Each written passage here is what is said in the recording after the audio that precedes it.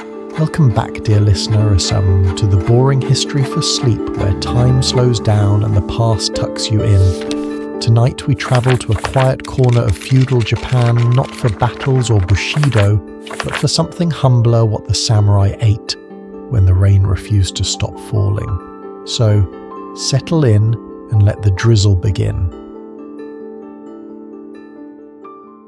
Hey guys, tonight we begin with a quiet morning deep in the mountains of medieval Japan. You're waking up in a low-roofed samurai dwelling. The tatami beneath you is cold. Outside, a soft drizzle taps the wooden shingles like a bored messenger at your door. Your rice straw sandals are already damp, and your only robe smells faintly of wood smoke and last night's miso. Welcome to the rainy season. You blink the sleep from your eyes and realise this isn't the glamorous samurai life from movies. There's no galloping across misty fields, no clashing swords at dawn. Today, like many days, you're stuck indoors. The rain's been falling for hours and it shows no signs of stopping. The clay path outside your house has turned to slippery sludge. Your sword rests idle by the door untouched since yesterday's uneventful patrol. Your stomach grumbles, but you already know what's coming. You shuffle toward the hearth. A shallow iron pot bubbles with watery soup. Your retainer, a hunched old man who speaks mostly in grunts, has already laid out breakfast: 2 cold onigiri, a bowl of miso, the colour of wet bark, and 3 pickled burdock roots that resemble things better left in the ground. So before you get comfortable, take a moment to like the video and subscribe, but only if you genuinely enjoy what I do here. And if you're still awake, tell me in the comments where you're tuning in from and what time it is for you. Now dim the lights, maybe turn on a fan for that soft background hum, and let's ease into tonight's journey together. The room is dim but not dark. A bamboo shutter has been propped open slightly, and the light filters in with that dull grey cast only a full cloud sky can offer. You move slowly, shoulders tight from the humidity, and crouch beside the breakfast tray. Steam rises, but barely. This meal was made some time ago. The rice isn't so much cold as it is resigned. You pick up a triangle of onigiri moulded with the leftover grains from last night's dinner. Inside, if you're lucky, there's a sliver of pickled plum. If not just more rice, you chew, slowly. The texture is familiar, dry and soft at once. Your retainer coughs behind you, then begins muttering about his aching knees, the cursed rain, and the fact that you overslept by exactly 13 minutes. You do not respond. Samurai life is often romanticized: the swift draw of a katana, the silent honor of a duel. But this is most of it. The quiet days, the dripping eaves, the lackluster breakfasts. Historians agree that most samurai in peacetime were bureaucrats, land stewards, or idle warriors tasked with guarding storehouses and sitting through meetings. They weren't charging into battle every week. In fact, some may have gone their entire lives without swinging a blade in anger. Instead, their concerns were more mundane: mildew taxes, boredom, and yes, food. Breakfasts during the Edo period, when the samurai class was most stable, were fairly consistent. Rice was the staple. Miso soup appeared at nearly every meal. Pickles offered some kind of tangy defiance against the bland. Fish, if available, was usually salted and dried preserved to survive long periods without spoiling, and occasionally there might be a bit of tofu or a dab of grated yam. You glance at your miso soup. The surface is still. Inside, a few strands of seaweed float lazily, joined by 2 tiny cubes of tofu doing their best not to dissolve completely. It's a thin broth made from fermented soybean paste and boiled in haste, probably, while the retainer cursed the weather under his breath.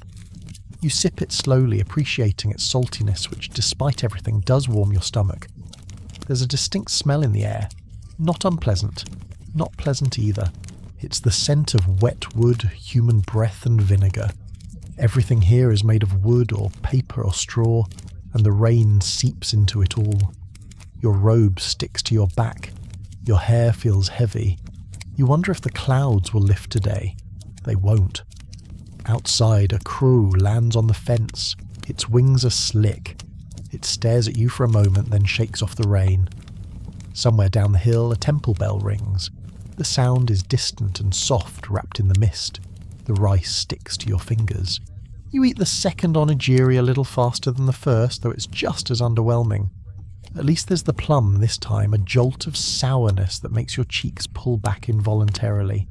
It's called a meboshi, a pickled fruit so intense that modern tasters have been known to spit it out immediately. But for you, it's the highlight of the morning. In samurai households, especially smaller or poorer ones, meals were often cooked just once a day. Rice was steamed in large batches, then stored and served cold or reheated by pouring hot water or tea over it. This practice, oshizuki, became both a comfort food and a sign of thrift. You'll probably have some later if the rain doesn't let up. Your retainer finally finishes grumbling and starts sweeping the floor with a bundle of reeds. The floor is already clean. He sweeps anyway. You stand and stretch, spine cracking faintly. The air smells heavier now, the rain beginning to fall more insistently. You peer outside. The sky's the colour of overcooked tofu. You're not going anywhere today.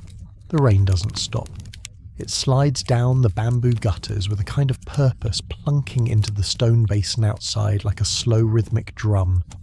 You sit cross-legged again, this time near the wall, watching the puddles form in the inner courtyard. A frog appears briefly, then disappears into a clump of moss. You envy it slightly. It has places to go. You, however, are stuck inside. Again. There is nothing urgent to be done, and that in many ways is the problem. In your training days, you longed for mornings like this, cool and damp with no drills, no barking instructors, no surprise inspections at the dojo. But now, as a full-fledged samurai in the service of a modest daimyo, these idle hours drag on like an unfinished scroll. You have a blade to your name, a room of your own, a stipend just large enough to avoid growing your own daikon, and yet here you are silently debating whether to clean your sword for the third time this week, or take a nap you'll regret. Outside the world is soft and grey. The clay path glistens with a thin coat of rainwater. The edges of the courtyard garden are puddled, and one particularly stubborn gust of wind keeps pushing droplets through the cracks of your wooden shutters. You shift position and hear the faintest creak of the floorboards. No one else is around, just you, a half-lit room, and the relentless drumming of the weather. Your retainer, a hunched man named Jiro with the personality of a damp sandal, eventually shuffles in. He doesn't announce himself, he never does. He simply sets down a tray, nods without making eye contact, and shuffles out again. The tray holds a small ceramic cup of barley tea, a few slices of pickled daikon curling at the edges, and one lonely rice cracker wrapped in seaweed that's more chewy than crisp. Rainy day snack service. Underwhelming but predictable. You sip the tea, it's lukewarm and watery, flavoured faintly with something that might once have been roasted grain. You chew a slice of daikon. It crunches violently. Its flavour is strong, sour and oddly earthy, like it's been buried in someone's garden a bit too long. The rice cracker offers minimal comfort, half stale and inexplicably damp despite its seaweed armour. It tastes like nothing, and salt all at once. Still, there's a strange sort of dignity in the simplicity. In samurai culture, restraint was considered noble. Meals weren't about indulgence, but discipline. You've read the old texts. A man who controls his hunger controls his soul. Easy to say when you're not chewing recycled rice. Historically, samurai weren't fighting every day, or even every year. Especially during the Edo period, when Japan was unified under Tokugawa rule, most samurai lived lives of bureaucratic routine and ceremonial obligation. Their time was spent managing land, settling disputes, delivering paperwork, or practicing calligraphy. A sword was more symbol than weapon. Food, likewise, was rarely extravagant. In fact, historians still argue whether the samurai diet was as austere as the surviving records suggest. Some scrolls describe feasts with roasted eel, sesame greens, river trout grilled in sweet sauce and chestnut rice.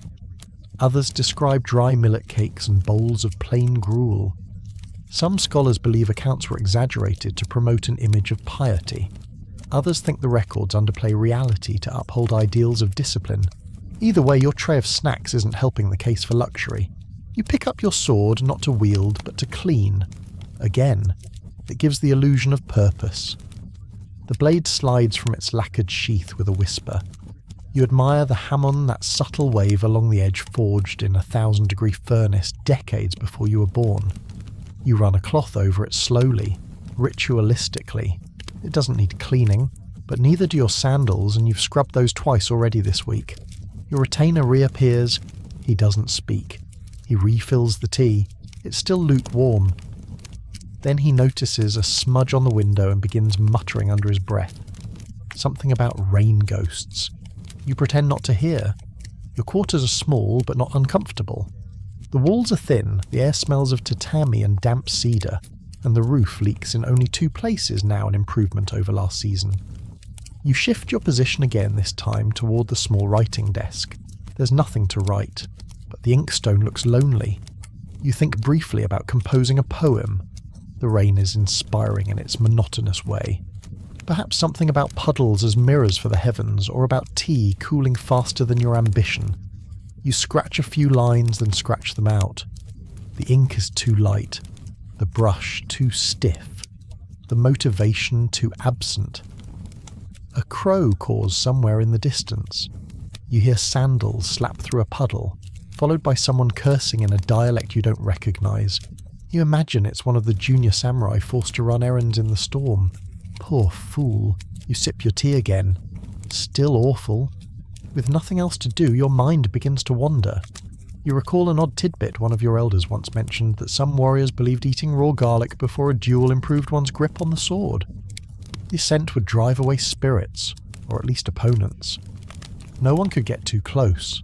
He swore by it. The same man also insisted that natto, those slimy fermented soybeans, could ward off disease, heartbreak and bad poetry. He was a strange man, but he died with all his fingers, so who's to say? Your stomach rumbles. Loudly, you ignore it. You return to the daikon slices. There are 3 left. You eat 1 more, grimacing. The rest can wait. You've made it this far on less. Once during a march in the hills near Kai Province, you survived a full day on nothing but river water and a single roasted chestnut that tasted suspiciously like moss. Compared to that, pickled radish is a banquet. Time passes. Slowly. You open the shutters slightly just to smell the outside air. It hits you like a damp blanket. The scent of pine needles, wet earth, charcoal smoke, and something faintly floral. Plum blossoms, maybe. Or mildew. Hard to tell. You close the shutter again. Enough excitement for 1 hour. The rest of the house is quiet. You imagine the other samurai are doing the same as you, sitting, waiting, chewing stale rice, and wondering when the sky will remember how to dry. The retainer coughs again in the next room. A kettle whistles somewhere. The frog returns briefly, only to vanish under a wet leaf. You find yourself humming. An old melody, no lyrics, just a tune your mother used to sing during storms. Something about umbrellas and hungry cats. You hum quietly. It echoes against the paper walls and feels like company. For a moment the rain seems to listen, and then you sigh. You stand, stretch, and consider the sword 1 more time. Still clean, still sharp, still waiting, just like you. The floor creaks beneath your weight as you shift your legs and rise. You've been sitting too long again, your knees let you know that immediately. You move slowly across the room, stretching your arms out with the kind of dramatic sigh usually reserved for poets or carpenters examining poor woodwork. The rain outside is steady now, not a drizzle, not a storm, just persistent curtain-like, and endlessly unimpressed with your plans. You walk to the corner of the room where the old chest rests, lacquer-chipped corners, worn smooth from years of quiet utility. You lift the lid and peek inside as if expecting treasure. But no treasure awaits you.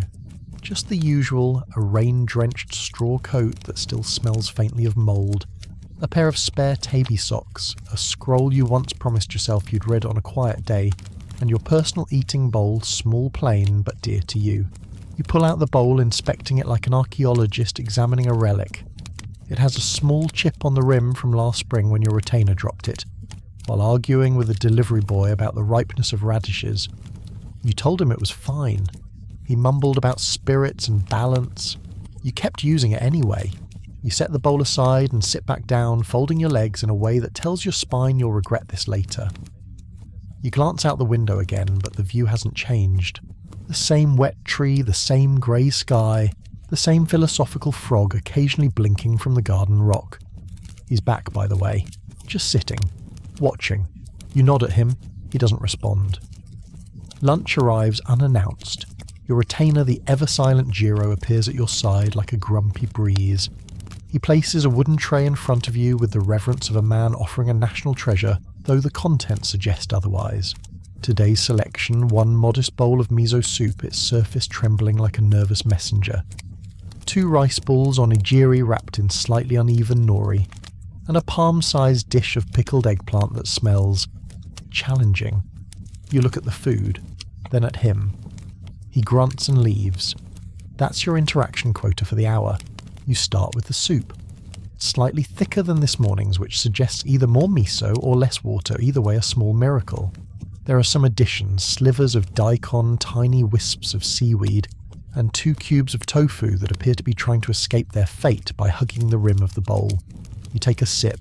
It's hot, salty, comforting in the same way that a familiar complaint is annoying but reliable.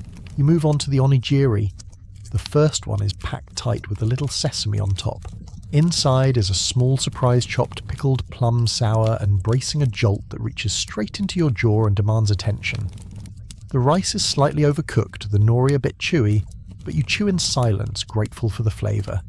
The second onigiri has no surprise inside, just rice. A little disappointing but not unexpected, much like life during rainy season. Finally the eggplant. You hesitate as always. Pickled eggplant is a test of character.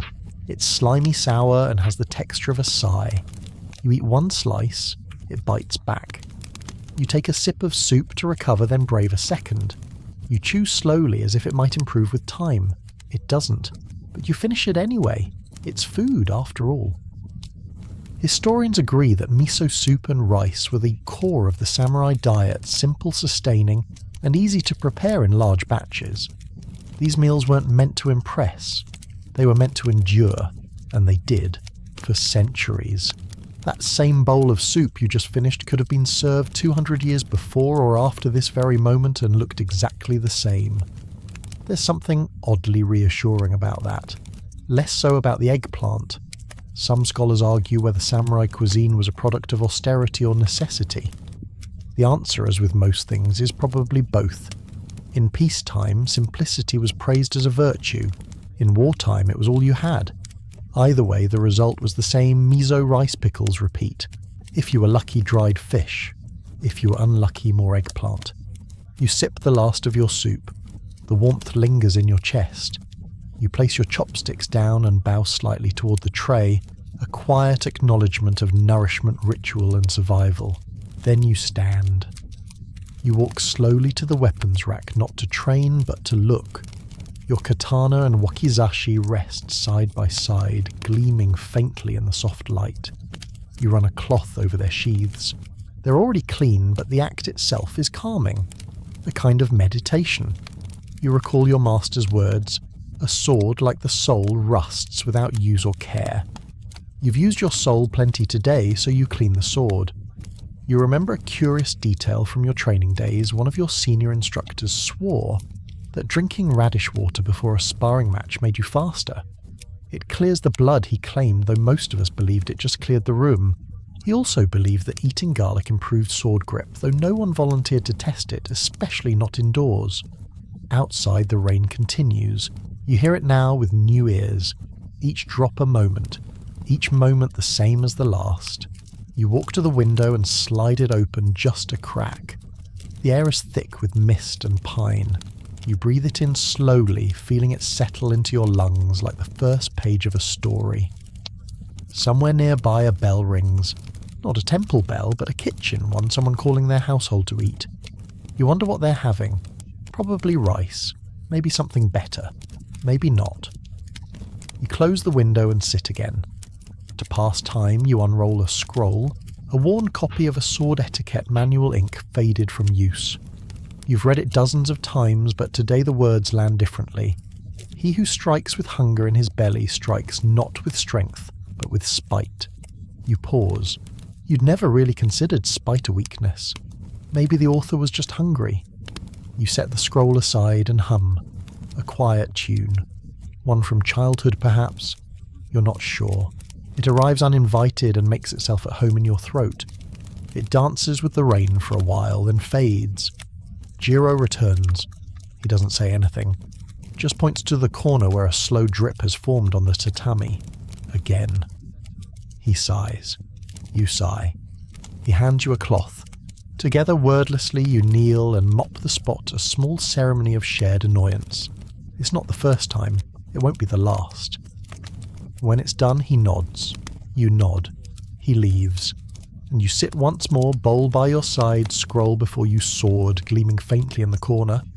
You stare at nothing for a long time. Then without moving, you think it's still raining. You rise again, though not with any particular purpose.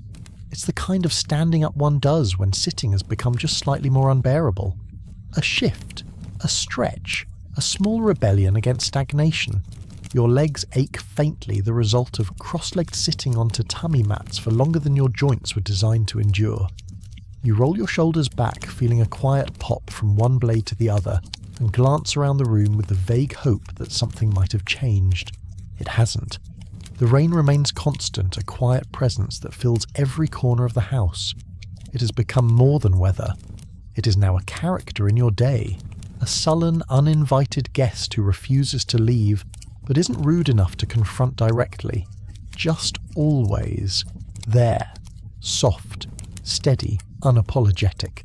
You drift toward the back wall of your room, where a small tea cabinet sits tucked away. Not because you intend to do anything elaborate, but because making tea is sometimes the only activity that feels like both motion and stillness. The cabinet is simple, dark wood. No carvings, just clean lines and quiet utility. Inside are the essentials: a squat iron kettle, 2 ceramic cups, one chipped, one cracked, but holding on a bamboo whisk and a tin of tea leaves sealed with old paper. You lift the tin and give it a gentle shake. It rattles softly. When you open it, the scent that drifts upward is faintly bitter, a little earthy, with a whisper of age. The leaves have clearly been here longer than they were meant to be. Moisture from countless rainy days has seeped in as it does with everything. You press your nose closer, inhaling deeply. Not fresh, but familiar. Sometimes that's enough. You begin heating the water in the kettle, crouching beside the charcoal brazier you'd lit earlier for warmth. The flickering heat feels good against your palms. You extend your hands over the coals and allow yourself to feel human for a moment. No ceremony, no posture, just a man warming his hands while the sky forgets how to stop crying. Once the water simmers, you add the tea leaves. There's no need to rush. The steeping process takes its time, just like everything else today. As the leaves unfurl and the steam coils into the air, you remember something your tea master once said during your younger days of formal instruction. Tea should reflect the weather. On cold days, pour slowly. You hadn't understood what that meant at the time. Now you pour like a philosopher. You take the first cup in both hands and lift it to your lips. The tea is stronger than expected, bitter, astringent, but not unpleasant. It cuts through the rice and miso still resting in your stomach, warming you from the inside like a mild flame. It tastes like the afternoon, like silence and folded robes and the smell of damp cedar. There's a small pleasure in it, even if muted. A moment of clarity in a day full of smudges. Historians often emphasize the role of tea in samurai culture not as leisure but as mental training. The art of shanoyu, the way of tea, was not just about etiquette or taste. It was a method of sharpening the senses, of aligning movement and thought. It taught warriors how to be still without becoming stagnant, how to act without rushing. In a life that required decisiveness in battle, tea was where the mind could rehearse discipline without blood. You sip again, slower this time. Outside, a bamboo stalk creaks faintly in the wind. You imagine it bending, not breaking, a lesson in itself. You remember the first time you attended a formal tea gathering. You were 17, fresh from your first campaign, still convinced that speed and strength were all that mattered. You were impatient during the preparation. You slurped. You forgot to bow before receiving the cup. Your host, a quiet man with an immaculately trimmed beard and eyes like calm water, said nothing at the time. But afterward he offered you a single sentence that you've never forgotten. If you rush the quiet moments, you'll miss your whole life. At the time, you found it annoying. Now you drink your tea in silence. You glance toward the door. Your retainer has not returned since lunch. A rare mercy. Perhaps he's napping, or arguing with the neighbour about who last fixed the broken gutter, or simply avoiding you. You don't mind. Some silences are best left undisturbed. The room grows warmer as the brazier breathes. Your robe softens with the heat. You shift slightly and rest your back against the wall. The ceramic cup rests in your palm like an anchor. You tilt your head back and close your eyes, listening not just to the rain, but to the tiny world within the room. The crackle of coals, the drip in the far corner, the occasional sigh of wood adjusting to weather. Then a sound. A light tap. Unmistakable. Your retainer knocks. You blink in surprise. He never knocks. He either enters or he doesn't. But this is ceremony. He slides the door open slowly and steps inside, holding something on a lacquered tray. He doesn't speak. He doesn't need to. The smell announces everything. Mochi. Your eyebrows lift involuntarily. He walks toward you and sets the tray down in front of you with exaggerated care, as if you were presenting a gift to the emperor.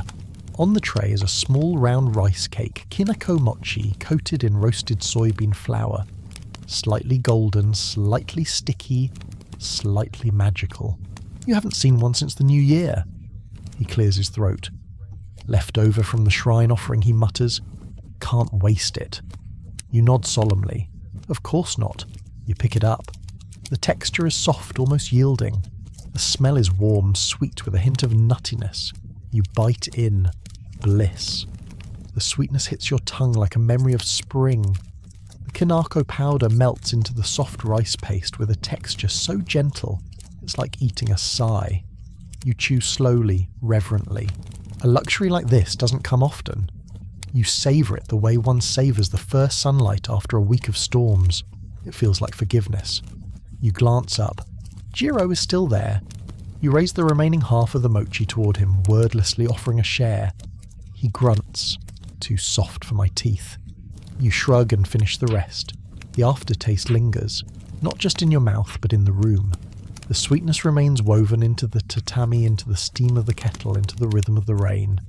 You feel it settle into your chest like something sacred. And just like that, the mood of the day shifts. No, the rain doesn't stop. The sky doesn't brighten. Nothing grand occurs, but you feel content. Maybe for the first time today. There's nothing left to do now but sit with it. The tea is gone. The tray is empty. The frog outside remains in his place as stoic as ever.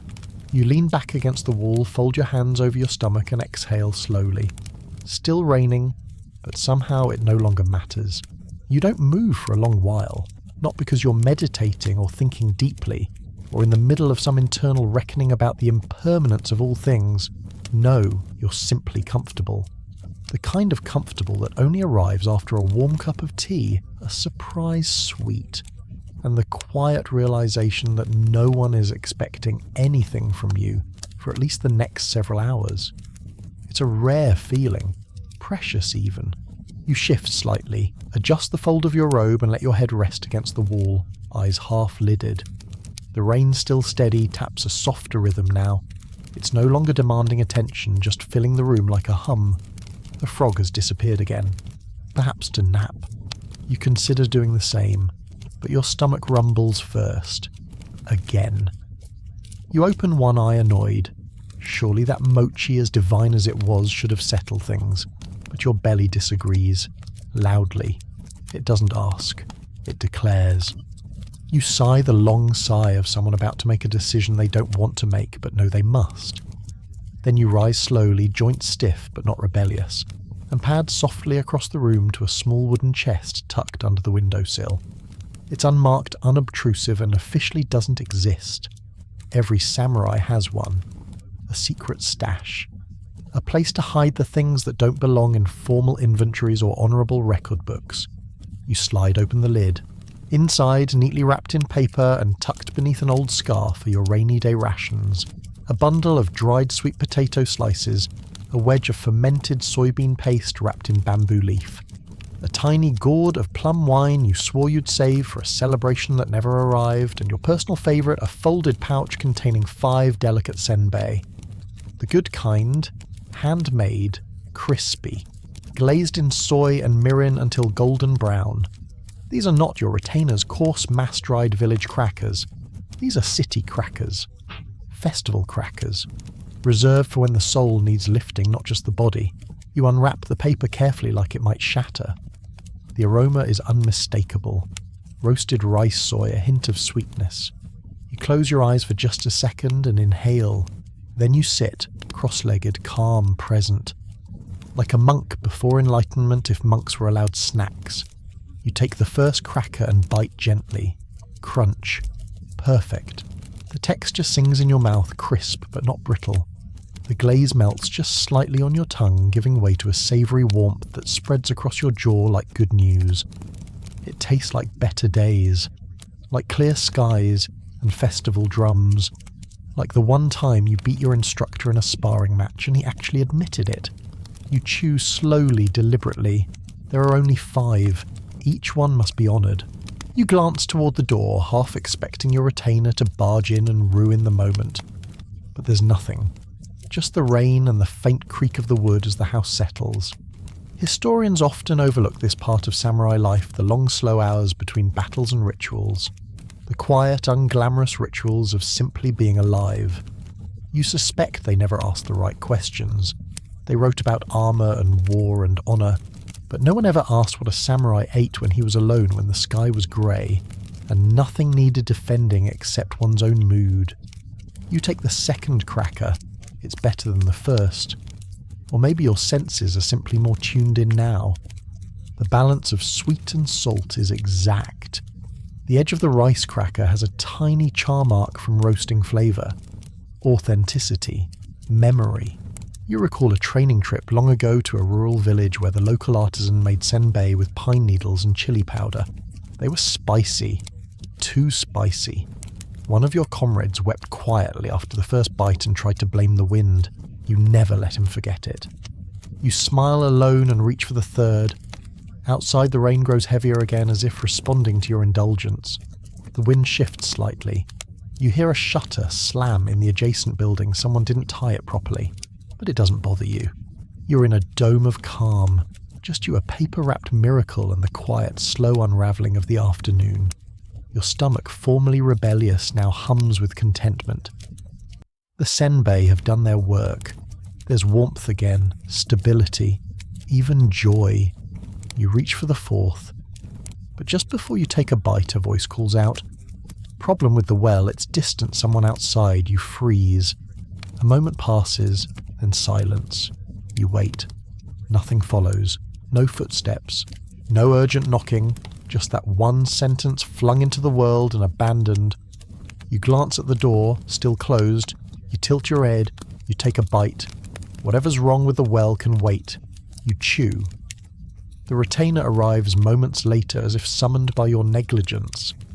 He doesn't enter, just speaks through the sliding door. Radishes fell in the well. Again. You blink. Again. Or maybe it's the same radishes. Who can say he mumbles? You say nothing. There's a long pause. Then water smells like pickles. You respond with the only appropriate answer. Noted. He leaves. You finish the fourth cracker in silence, trying not to imagine the taste of radish water tea. It's not easy. You glance at the gourd of plum wine in your stash, consider it briefly, then decide it's not time yet. One indulgence per storm. You unwrap the fifth senbei. This is the moment. The final act. You examine it carefully. A little more browned than the others. A chip in the edge. You bite. And pause. It's not perfect. The glaze is uneven. The texture slightly soft. A whisper of staleness, maybe. Or maybe your tongue has grown spoiled by the previous 4. Either way, it's not the ending you wanted, but it's the one you have. You chew slowly, accepting the imperfection, savouring it anyway. There's a kind of honour in that too. When you're done, you wipe your fingers on your robe and fold the paper wrapper neatly, returning it to the box. You close the lid. slide it back into hiding. Rain continues. You sit full, not just of food, but of rhythm, of the day, of the quiet knowledge that sometimes survival looks like eating 5 crackers in solitude, while radishes poison the drinking water. You lie back again, the floor cooler now than before. The sky outside is still grey. The frog has not returned. Perhaps he has his own stash. Perhaps he's smarter than all of you. Your stomach sighs. Your eyes close. There are no battles today, but somehow you still feel victorious. The sound of footsteps pulls you from your seated daze. Not urgent, not heavy, just the slow sliding shuffle of straw sandals on wooden floorboards. You don't need to look. You already know who it is, and more importantly, you know what he's carrying. Your retainer appears in the doorway holding a small wooden tray. On it rests a bowl. The steam is faint but rising. You can smell it before you see it fully dashy scallion. A touch of soy. Afternoon soup. You nod in silent approval and he returns the gesture with a grunt that might mean anything from it's hot to the mice have unionized. Then he disappears as usual without explanation or ceremony. You pull the bowl toward you. It's a modest portion, not meant to fill, only to steady. A clear broth, warm and slightly golden, with a handful of thinly sliced green onions floating lazily at the surface. Beneath that, a few slices of soft daikon and a single fish cake with a pink swirl. Cheerful, almost festive, and completely out of place in this otherwise monochrome afternoon. You lift the bowl and take a careful sip. The warmth spreads instantly from the back of your throat down through your chest, settling deep in your belly. The flavour is light but confident. It tastes like boiled fish bones, patience, and the quiet forgiveness of fermented soy. You sip again. This is what people call kasajiru umbrella soup. A dish with many names and few rules. Some use leftover vegetables. Others use noodles or tofu or just whatever hasn't spoiled yet. But the intention is the same comfort during a storm. Something hot, something humble, something to remind you that even the gloomiest skies still allow steam to rise. You chew on a piece of daikon. It's soft to the core, saturated with broth, and breaks apart on your tongue without resistance. The fish cake has the texture of a soft sponge soaked in salt water. You eat it slowly, respectfully. Not because it's luxurious, but because it isn't.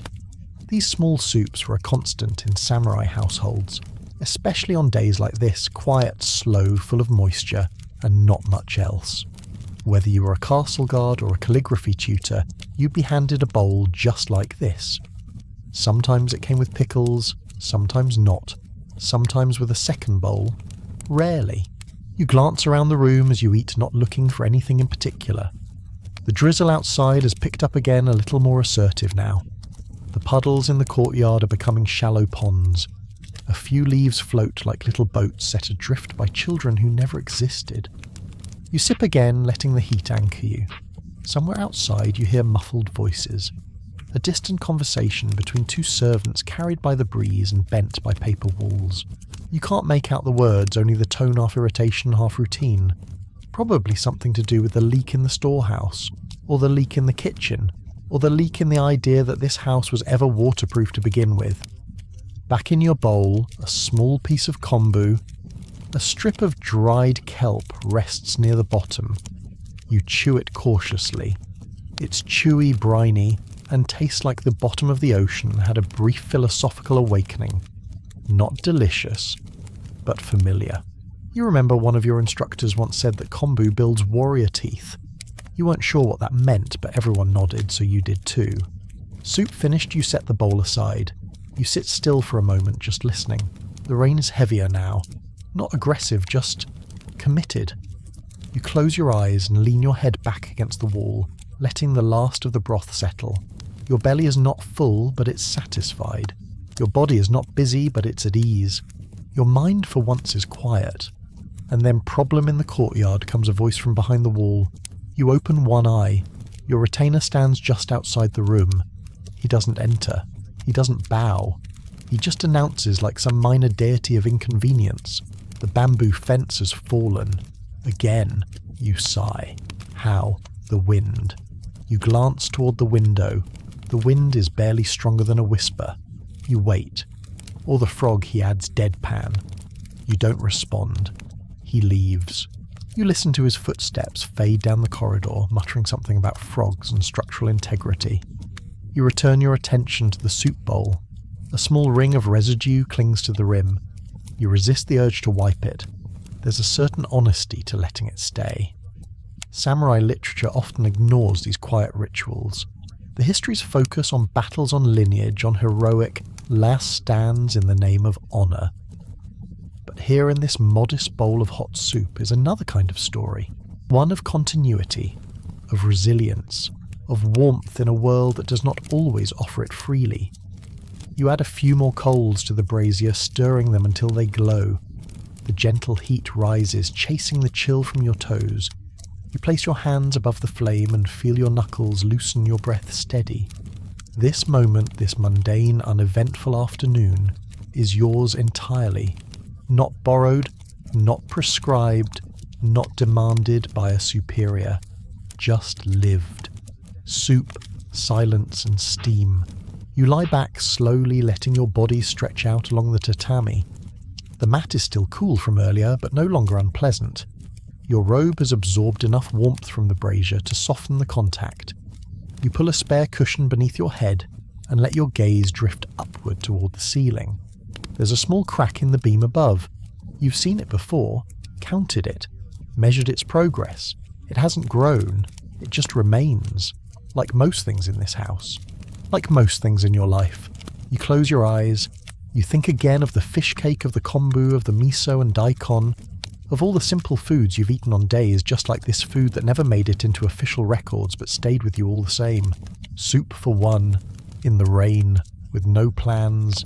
You take a slow breath and smile. The day continues in slow motion. The kind of slow that feels intentional, as though time itself has bowed to the weather and decided to stretch each minute into something longer, thicker, heavier. You sit back up with a deep exhale, not quite a sigh, but close, and glance out through the narrow slit of window, where a tiny stream of water runs steadily down the wood frame like a glistening thread. It's still raining, of course. Of course it is. You decide almost arbitrarily that it's time to check your gear. Not because anything is wrong, not because anyone asked, simply because it gives your hand something to do and your mind somewhere to rest. You move to the corner where your equipment lies folded and bundled, wrapped in cloth and tied with practiced knots. Your armour hasn't been worn in weeks, maybe more. The helmet rests in its wooden box, lacquered black, the crest slightly dulled from dust. You lift the box lid and stare at it as if expecting the helmet to speak. It doesn't. But the musty smell of old metal and leather rises to greet you, a scent both unpleasant and weirdly reassuring. You don't put it on. You just polish the edges with a dry cloth, run your fingers along the ties, check the stitching. It's fine. It's always fine. The real damage isn't to the armour, it's to the memory of needing it.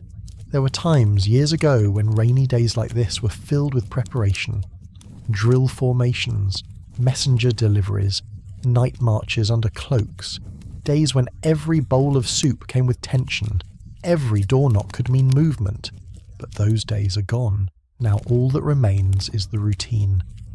As you adjust the laces on your gauntlets, your retainer walks past the doorway again, holding what looks like a soggy bundle of rope and cabbage.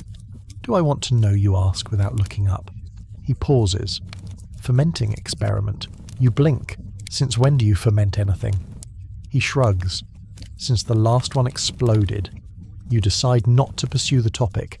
Instead, you return to the chest. Beneath the armour is a folded cloth pouch. You open it and reveal a set of wooden tools, not weapons, not exactly, but items for maintenance, campfire cooking, and various small repairs. One slender knife, thin and worn, a whetstone slightly chipped, a bone-handled pick used for threading binding cords. You pick up the knife, weighing it in your hand.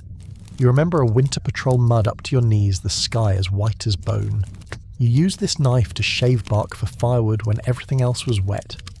That fire saved your toes from frostbite. Probably saved your companion's life. Now the blade is dull, and the fire long forgotten. You sharpen it anyway. Historians rarely write about this, the slow, repetitive sharpening of tools that are rarely used, the care for things that may never be needed. But that was the samurai way. You prepared, constantly, not for glory, for readiness, for the dull threat of possibility. You stroke the blade across the stone in even passes. The sound is gentle, almost like rain. You let your mind go blank and just follow the motion. Eventually the edge is sharp enough, not for war, but perhaps for carving wood. Or cutting radishes. You clean it rapid again and place it back in the pouch. Outside the rain is coming down in sheets now. A full dense curtain of water, the kind that erases horizon lines and blurs sound. You listen for a moment. It feels like being inside a drum. The brazier crackles softly behind you. The tatami is warm beneath your feet now. You consider changing robes just for the feel of fresh linen, but the thought of taking off what you're wearing feels excessive. So you sit again, let yourself settle, and then a knock. Again. You raise an eyebrow. The door slides open with a creak and your retainer enters without fanfare. He carries a tray, but not one of food. This time it holds a small folded cloth, a bowl of water, and a brush. He sets it down silently and sits across from you for once unhurried. "I thought we'd polish the suba," he mutters. You're so startled by this offer of voluntary companionship that you forget to respond. So he begins, unfolds the cloth, dips the brush, lifts your katana from its resting rack. You've been polishing the blade, he says, inspecting it, but not the fittings. You blink. I hadn't noticed. He grunts. Fittings rust too, you know, especially in this weather. And just like that, the two of you fall into an easy rhythm, silent, precise, familiar.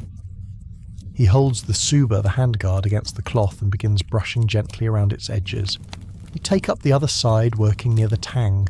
Neither of you speaks. There's no need. The only sounds are the brush against metal, the splash of water, the far-off patter of rain against the outer eaves.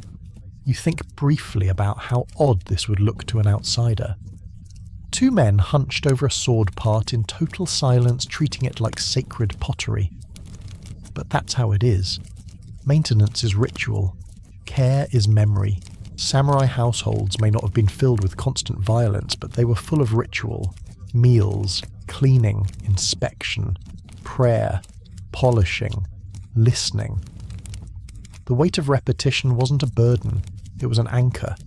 Something to hold on to in a world always shifting underfoot. You finish your side, then pass the piece back to Jiro. He inspects it, nods once and reassembles the fittings with the patience of a monk rebuilding a shrine. "Soup was good," he asks finally. You nod. "The best so far." He stands.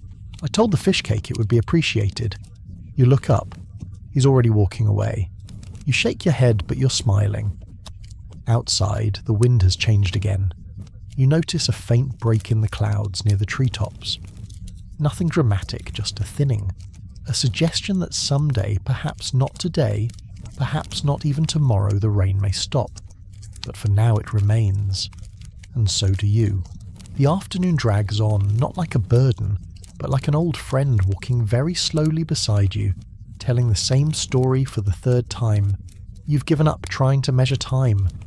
The sun, if it still exists, is hidden behind so many layers of clouds, it may as well have taken a seasonal leave of absence.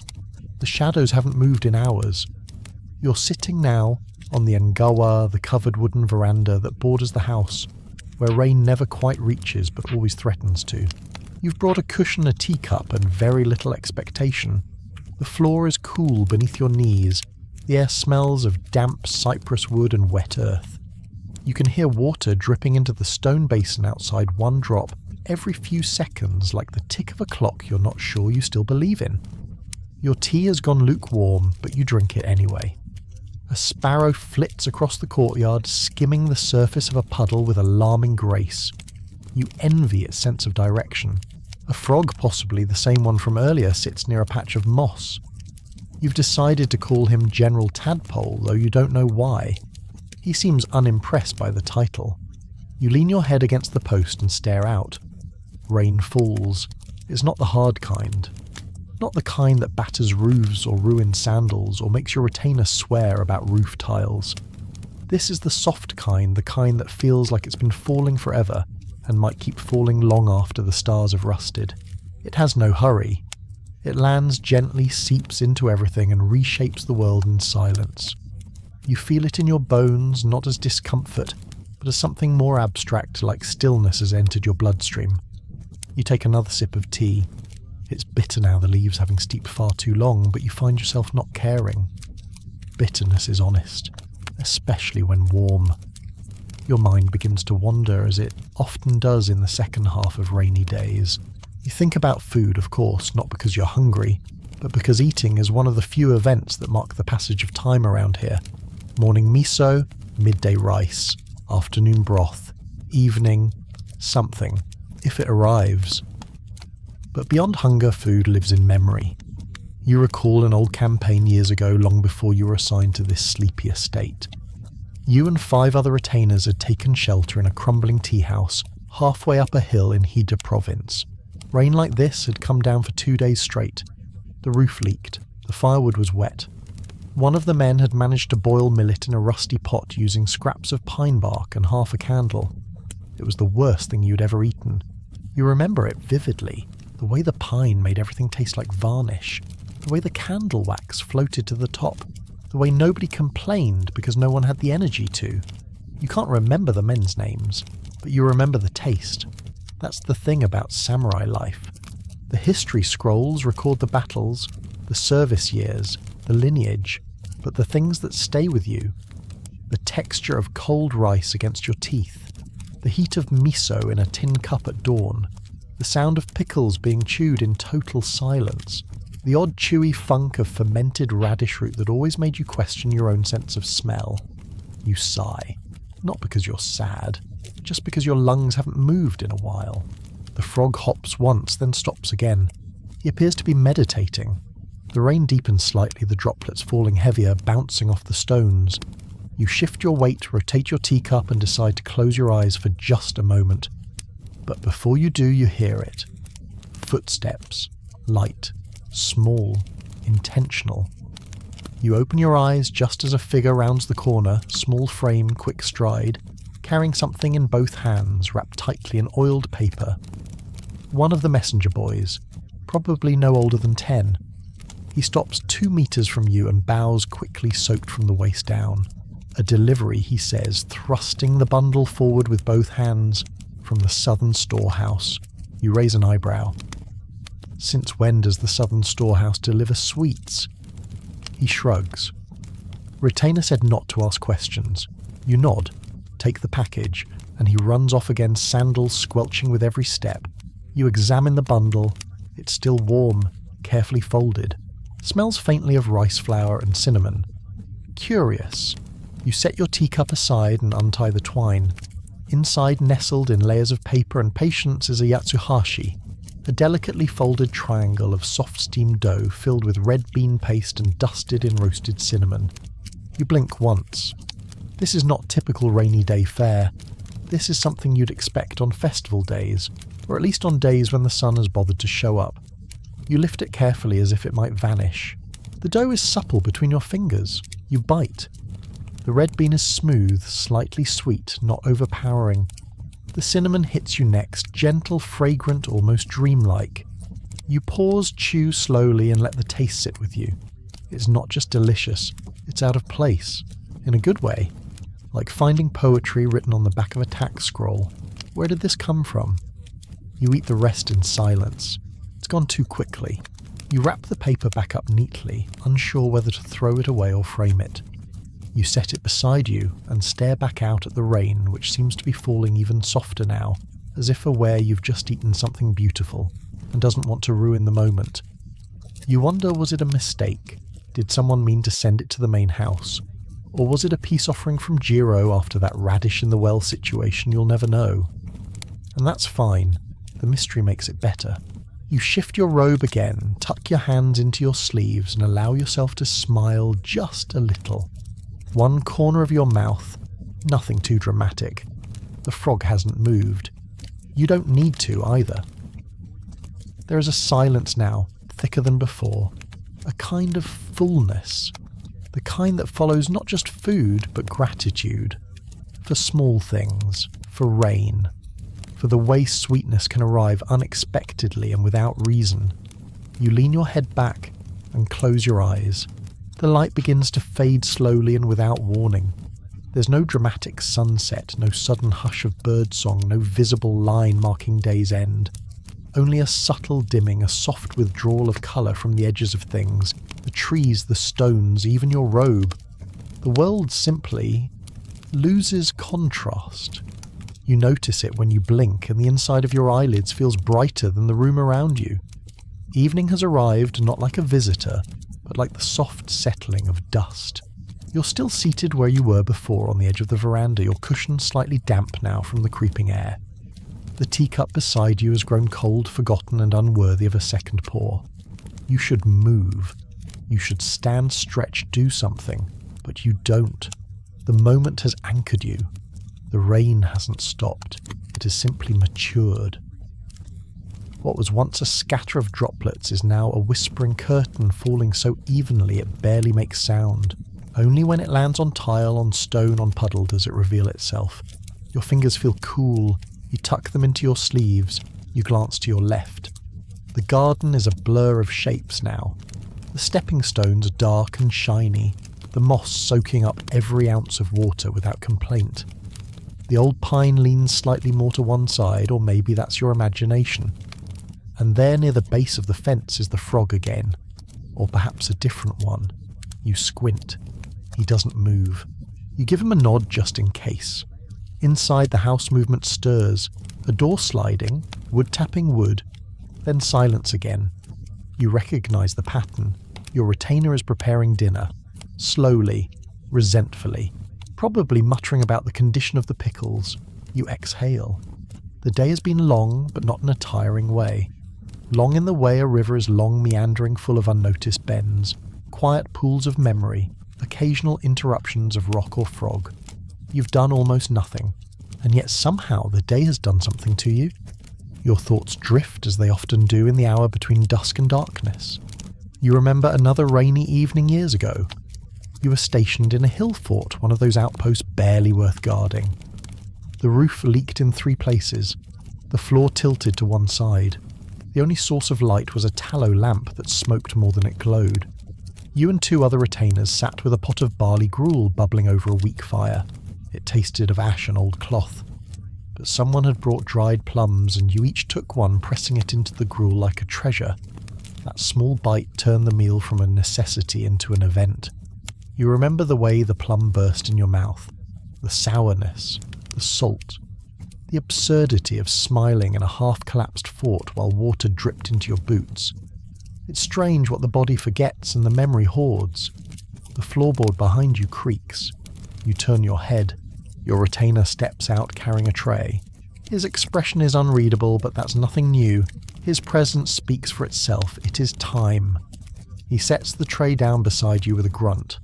The lacquer is chipped on one corner, same tray, same rhythm. He sits as well, a few paces away, cross-legged robe pulled tight. You glance at the food. A bowl of rice porridge, simple and thick. A few red beans dot the surface like lazy stars in a cloudy sky. Beside it, 2 slices of pickled daikon crisp, curled and pale, and unexpectedly a small square of grilled tofu brushed lightly with miso. You look at him. He shrugs. Found it near the back. Still good. You don't question how long still means. You lift the bowl.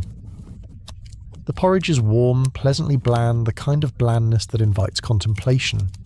The beans add just enough texture to keep your tongue engaged. You eat slowly in silence. The pickled radish crunches exactly as it should, sharp, clean, unapologetic. The tofu is a revelation, soft inside, slightly charred on the edges, with just enough miso to make it feel like an indulgence. You say nothing. Neither does he. This is the language you speak now. Bites instead of words. Pauses instead of conversation. In many samurai households, evening meals were small, silent affairs. Not from lack of food always, but from a reverence for quiet. The day's noise was done. The night belonged to thought, or rest, or nothing. You finish your meal, set the bowl aside. The day icon lingers on your tongue like a closing note in a quiet song. Your retainer pours 2 cups of warm water from a small kettle. No tea this time, just water, cleansing. You sip. The heat slides down your throat, settling in your chest like a polite guest who knows not to overstay. Then surprisingly he speaks. Sake, you look over. He holds a small flask in one hand, 2 thimble-sized cups in the other. You raise an eyebrow. Since when do you offer first? He shrugs again. Since today's food wasn't terrible. High praise. He pours. You clink the cups together with the gentlest of sounds and drink. It burns slightly as it always does, but the warmth is welcome. The rice has left you calm, the daikon focused, the tofu generous. The sake simply finishes the thought. You sip again slower this time. Outside, the wind has begun to stir the rain, nudging it sideways across the courtyard. You hear the rattle of bamboo, the rustle of leaves heavy with water. The world remains soaked, but peaceful. He refills your cup. You don't ask where he got the sake. You suspect he doesn't know either. You raise the second cup. This time you don't clink, just lift, drink, breathe. And for a moment the entire day, its food, its stillness, its soft ache of rain settles inside you like a full moon reflected in a bowl of soup. Nothing extraordinary has happened, and yet nothing has been wasted. The sake has long since been finished. The cups, small, simple, slightly chipped from years of use, have been rinsed and left on the tray. Your retainer took them without a word, as he always does, and disappeared into the kitchen without fanfare. You're not even sure if he'll return tonight. Probably not. He knows the day is done, and so do you. You remain seated on the wooden veranda for a little longer, even as the night deepens, even as the air grows cooler and the shadows stretch so far they blur into one another. The house behind you glows faintly through the thin paper walls, just enough lamplight to soften the edges of things, not enough to cast real illumination. Everything feels round now, slow, cushioned. You're not tired in the usual sense. There's no ache, no longing for rest. Just a readiness. A sense that everything has wound down to the same gentle hum. The rain is lighter than before. You can barely hear it now, just a soft brushing against the bamboo gutters, and an occasional plip as a droplet lands in the stone basin near the porch. There are no gusts of wind, no thunder, just the sky whispering to the earth in a language neither of them seems to tire of. You shift your weight slightly and stand, not all at once, not sharply. You rise the way a tree leans slow, deliberate, as if consulting your knees before committing. Your robe rustles softly. The wooden floor greets your bare feet with a coolness that feels like memory. You pause at the doorway, one hand on the frame, looking back at the darkened garden. You can't see much anymore. Only the shapes you know are there, the pine tree's curve, the shallow pond, the crooked lantern stone that's never stood quite straight. The frog, if he's still out, has likely found better shelter. You nod once, to the night, to yourself, then slide the door open and step inside. The house is silent, not empty, just at rest. You walk softly down the hallway. The lamp in the corner of your room flickers with the last of its oil flame dancing low in the glass. You kneel beside it, pinch the wick between your fingers and extinguish it. The light vanishes in a quiet puff. Darkness fills the space like water poured into a bowl. You sit for a moment in the dark, not thinking, just feeling. The warmth still lingers faintly in your chest from the sake. The broth from dinner has settled comfortably in your belly, anchoring you. Your muscles are loose, your hands relaxed. Your eyes, though open, see only suggestion. You reach for your sleeping robe. The cloth is cool in your hands, soft from wear. The inside smells faintly of old cedar and rice straw. You change slowly, folding your day clothes and placing them in the usual corner. Nothing rushed, nothing skipped. You move through each motion like tracing an old poem with your fingers. You lay out the mat, flattening it, patting the edges, smoothing the creases. The blanket folded in half rests near your knees. You pull it over, spread it out, and sit beside it cross-legged for a moment, just watching the dark. The sword lies in its usual place beside the mat. You glance at it as you always do and reach down to check the scabbard, still cool, still dry, still resting at the right angle. You adjust it by one finger's width, not for necessity, just because. You lie down. The mat gives beneath your weight with a slow exhale of straw and cloth. Your shoulder blades settle first, then your hips, then the heels of your feet. You adjust the pillow under your neck. It's filled with buckwheat hulls that rustle gently as they shift. Not soft, but familiar. You pull the blanket over your chest, and you breathe. One slow breath in, hold. One slower breath out. Again. Nothing aches, nothing itches. You're warm in the right places, cool in the right places. The air in the room smells faintly of wood smoke iron and old ink. The smell of a house that has survived more years than it needed to, and yet remains proud of every nail and crack. You stare at the ceiling, or rather, where you know the ceiling is. You cannot see it now, only darkness. But you've traced its lines enough to remember every beam. You let your mind drift. Not backward, not forward, just outward. You think about the food today, about the miso in the morning, how it gently cleared your throat, about the pickled daikon so sharp and quick it pulled you fully into wakefulness, about the fish cake in the midday broth shaped like a flower and floating like a quiet smile. You remember the sweetness of the yatsuhashi, the cinnamon, the softness, the way the red bean paste held onto your tongue like a secret. You remember the silence between bites, the way steam curled in the air, the weight of the tray in your lap, the sound of your retainer setting it down without a word because no words were needed. You remember the rain, of course, always the rain, falling in the morning, falling in the afternoon, falling still now as you lie here listening. You don't know if it will stop. You don't care if it does. You shift slightly. Your blanket hugs your shoulders. Your breathing slows again. No plans for tomorrow, no guests, no travel, no war, just more rain, maybe more soup, maybe the same soup, maybe slightly colder, maybe another conversation without words. You think about the frog, the one who sat in the garden all day without moving. You wonder if he's still there, or if he slipped away without notice. You think too about the cracked bowl, the rice that stuck to your fingers, the sake that never quite burned but never quite soothed, the sword you didn't draw, the letter you didn't write. You think about the stillness you carried through the day like a folded paper tucked in your sleeve. You think about nothing really. You're not waiting. You're not wanting. You're only lying here, in the dark, in the house, in the rain, and it is enough. You wake before you're ready to.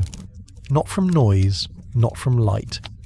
Just from the gentle nudge of consciousness brushing against the edge of sleep. A subtle shift like a boat rocking slightly in still water. You don't open your eyes right away. You don't need to. You know exactly where you are down to the texture of the pillow beneath your cheek, the quiet pull of the blanket along your legs, the faint scent of damp cedar in the air. You shift slightly. Your shoulder brushes against the edge of the mat. The blanket has slipped down during the night and a small corner of your robe has folded up awkwardly under your hip. These are minor discomforts, not enough to disturb you, just enough to remind you that your body exists. Outside it's still raining. Of course it is. The sound is softer now, less of a presence, more of a backdrop. A gentle patter on the roof tiles, distant droplets collecting in the stone basin near the veranda. The faintest splash from the gutter above the hallway.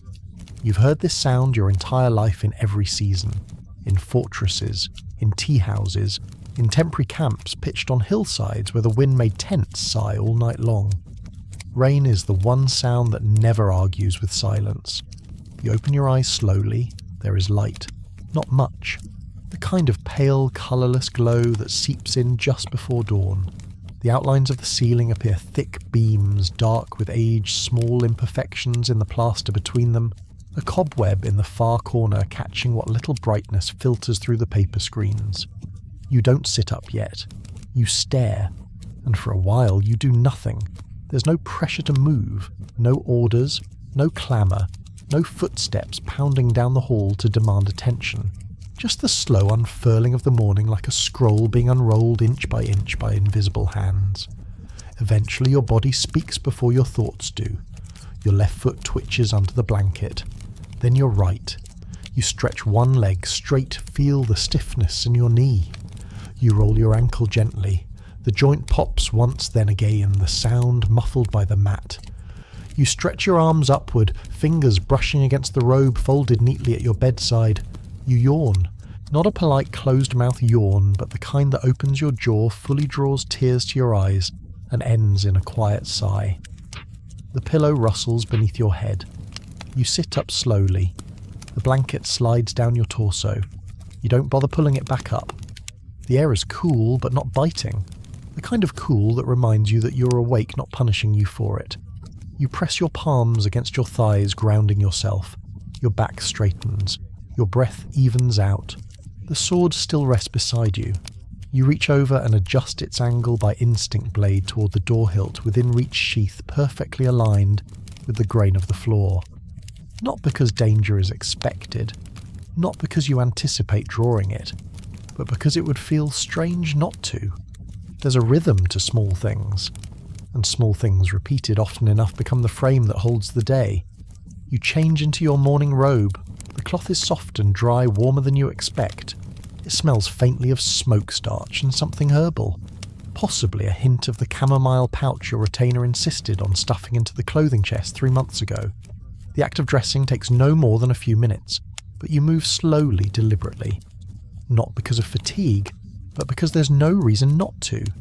You rise and fold your sleeping blanket with care. You smooth the mat. You fluff the pillow slightly even though it makes no difference. You press the folded robe you slept in into a tighter rectangle and place it in its usual spot beside the screen. Everything is as it should be, and only now do you open the door. The wooden panel slides with a satisfying hush. A breath of cool, damp air rushes into the room and brushes against your face like a sleeve trailing past your cheek. You close your eyes, let it settle, then step outside. The veranda is slick with moisture but not puddled. The roof above has done its work well. The boards are cool beneath your feet. You step carefully, avoiding the darker planks where the rain sometimes finds a way in. You kneel at your usual spot near the edge but not exposed, and you sit. The world is quiet, not silent, just subdued. The sky is a dull silver, smeared with pale clouds that hide the sun entirely. The garden is drenched. The moss is a deeper green than you remembered. The stones shine faintly as though they've been polished overnight by the weather. Puddles are formed in low places and a thin stream runs along the edge of the fence. The frog is not there. You look for him anyway. A small bird hops between the stepping stones, brown and puffed up feathers fluffed against the chill. It pecks once at the edge of a puddle, looks up at you, then continues on its way. You rest your hands in your lap and breathe, and wait. Your retainer hasn't stirred yet. Or if he has, he's keeping quiet about it. No clatter of ladles. No sound of bowls being stacked. No muttered commentary on the weather. Just stillness.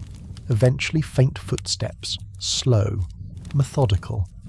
Then a door slides open somewhere deeper in the house. Then the sound of firewood being shifted. Then the faint whistle of water beginning to boil. You close your eyes again and listen. The day hasn't started. It's simply resumed. The same way it always does, like a meal you never quite finish but always return to. There will be rice this morning. And miso. Possibly a piece of grilled radish. If you're lucky, a boiled egg though, only if the chickens weren't spooked by the thunder last night. You smile. Not because anything is funny, but because there is peace in knowing exactly what to expect. You sit quietly waiting for the sound of a tray and the soft, unimpressed voice that will soon say, breakfast. The morning stretches. Not like a cat waking from sleep, no arching, no yawn, no sudden motion. It stretches like old paper unrolling in slow silence. Or like a garden path you've walked so many times that you stop noticing where your steps begin and end. It is there. That's enough.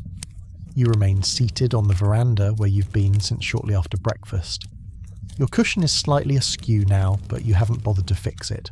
One leg is folded beneath you, the other extended just enough to relieve pressure on your hip. You rest your hand on your thigh, fingers gently curled, not gripping anything in particular. You're not uncomfortable. You're not especially comfortable either. But you are here, and that is the whole point. The rain has faded into near silence. A fine mist hangs in the air, now too light to land, too honest to hide. The garden in front of you glistens with leftover droplets clinging to every edge, every stone, every blade of grass, every hanging pine needle. The water doesn't fall anymore, it simply waits. The puddles are still full, though their surfaces no longer stir. A few leaves have fallen onto an uneven triangle of yellow, a dark green oval, a torn brown edge of something unidentifiable. They float quietly unmoving, as if unsure whether they belong there. You sip the last of your tea. It's gone lukewarm now, not ideal, not unpleasant either. Just the natural consequence of time doing what it always does, softening things, cooling them down, reminding you that no temperature is permanent.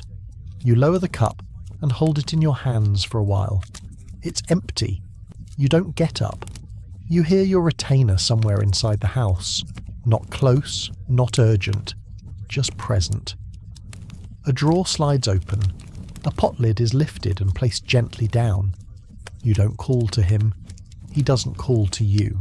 You both know there is nothing to be said this hour. Later perhaps he'll bring something, another drink, or some dried persimmons, or a piece of tofu left over from the morning meal. Or maybe not. You wouldn't mind either way. A breeze lifts the corner of your robe. You reach for it, slowly smooth the fabric back down with your palm and leave your hand there. Your fingers feel the weight of the cloth, the warmth of your own thigh, the cool from the air pressing gently against the outside. The sky above has changed, but only slightly. A lighter grey now. The kind of grey that suggests the sun still exists somewhere behind layers of cloud too thick to part. You wonder briefly what the sky looks like on the other side of those clouds. Then you let the thought pass. You have no reason to know. You have nowhere else to be. The pine branches sway just slightly, perhaps from a breeze, perhaps under their own weight. A single droplet slides off the tip of a needle and falls into a pool on the stone below. You watch it land. You watch the ripple expand outward in a perfect circle, then vanish without a trace. Nothing has changed, and yet everything has moved. You hear a bird call, once, then silence. You glance toward the bamboo fence at the edge of the property. The slats are dark from the rain, their knots more visible now than usual. The twine that holds them has sagged a little in one section. You told yourself 2 days ago that you would retie it. You told yourself yesterday too, but you haven't. And somehow today, it feels less urgent than ever. Perhaps some things are supposed to lean. You look down at your hands again. The veins are visible beneath the skin. The lines deeper than they were last year, or the year before. You don't mind. The changes are slow enough that they don't interrupt your reflection. You stretch your fingers once, then relax them again. You close your eyes, just for a moment. You hear your breath now, soft, even, in through your nose, out through your mouth, the way you've breathed every morning for as long as you can remember. The kind of breath that doesn't need control, doesn't ask for attention. Just continues whether you notice or not. When you open your eyes again, the frog is there. Of course he is. Near the same stone as before, unmoving. Or perhaps you simply hadn't seen him until now. He doesn't acknowledge you, nor you him. But there's a quiet understanding between you. Two creatures sitting in the same spot for far too long, and yet not long enough. He blinks slowly, then settles again. You shift your foot. The sound of the wood beneath you is soft, hollow. The boards creak with familiarity. They know your weight. They accept it without resistance. You lean your head back slightly and rest it against the post. The grain of the wood presses gently into your scalp. You close your eyes again, not out of tiredness, but as an offering. To the stillness, to the rain, to the hour that has asked nothing from you, and yet given you everything it could. Somewhere inside a door clicks closed. Then silence again. You think of lunch. Not because you want it, but because it will arrive eventually. You think of pickles, of rice cooled just slightly, of a bowl of broth thin and warm with scallions floating on top and steam curling upward in slow spirals. You think of the way the tray sounds when it's placed beside you, of the pause before your retainer speaks, of the silence that follows after. You think of all these things and feel no urgency, because they will come. They always do. And if they don't, the world will continue. The frog will sit, the water will fall, the robe will warm and cool in turn, and you sitting quietly, hands in your lap, breath soft back straight, will continue too. Not toward anything, not away from anything, just with. You open your eyes again. You're still here, and nothing is missing. It begins with a sound so ordinary you almost don't notice it. A soft click of ceramic on wood. Then the hush of a sleeve brushing across the floor. Then the one word that marks this part of the day, delivered in the same tone it always is, never louder, never with urgency. Lunch. You don't look up immediately. You let the word arrive, settle echo once in the folds of your robe, then vanish. Your retainer has already placed the tray near the edge of the veranda just beside you and disappeared. You didn't see him arrive. You didn't hear his steps. You never do. Somehow he has learned to move through the house without ever disturbing the air. You glance at the tray. There are no surprises. A bowl of steamed rice still warm. A strip of grilled eggplant glistening with a thin miso glaze. 3 slices of pickled daikon arranged in a fan. A shallow bowl of soup, clear broth with thin threads of mushroom and a floating curl of scallion. And a single pickled plum. You bow your head slightly, not out of ritual, not for anyone's benefit, just out of rhythm. Then you begin. The rice is soft, slightly sticky, not too hot. The chopsticks lift each clump with ease and your mouth receives the grains without commentary. There's no flavour to discuss and none needed.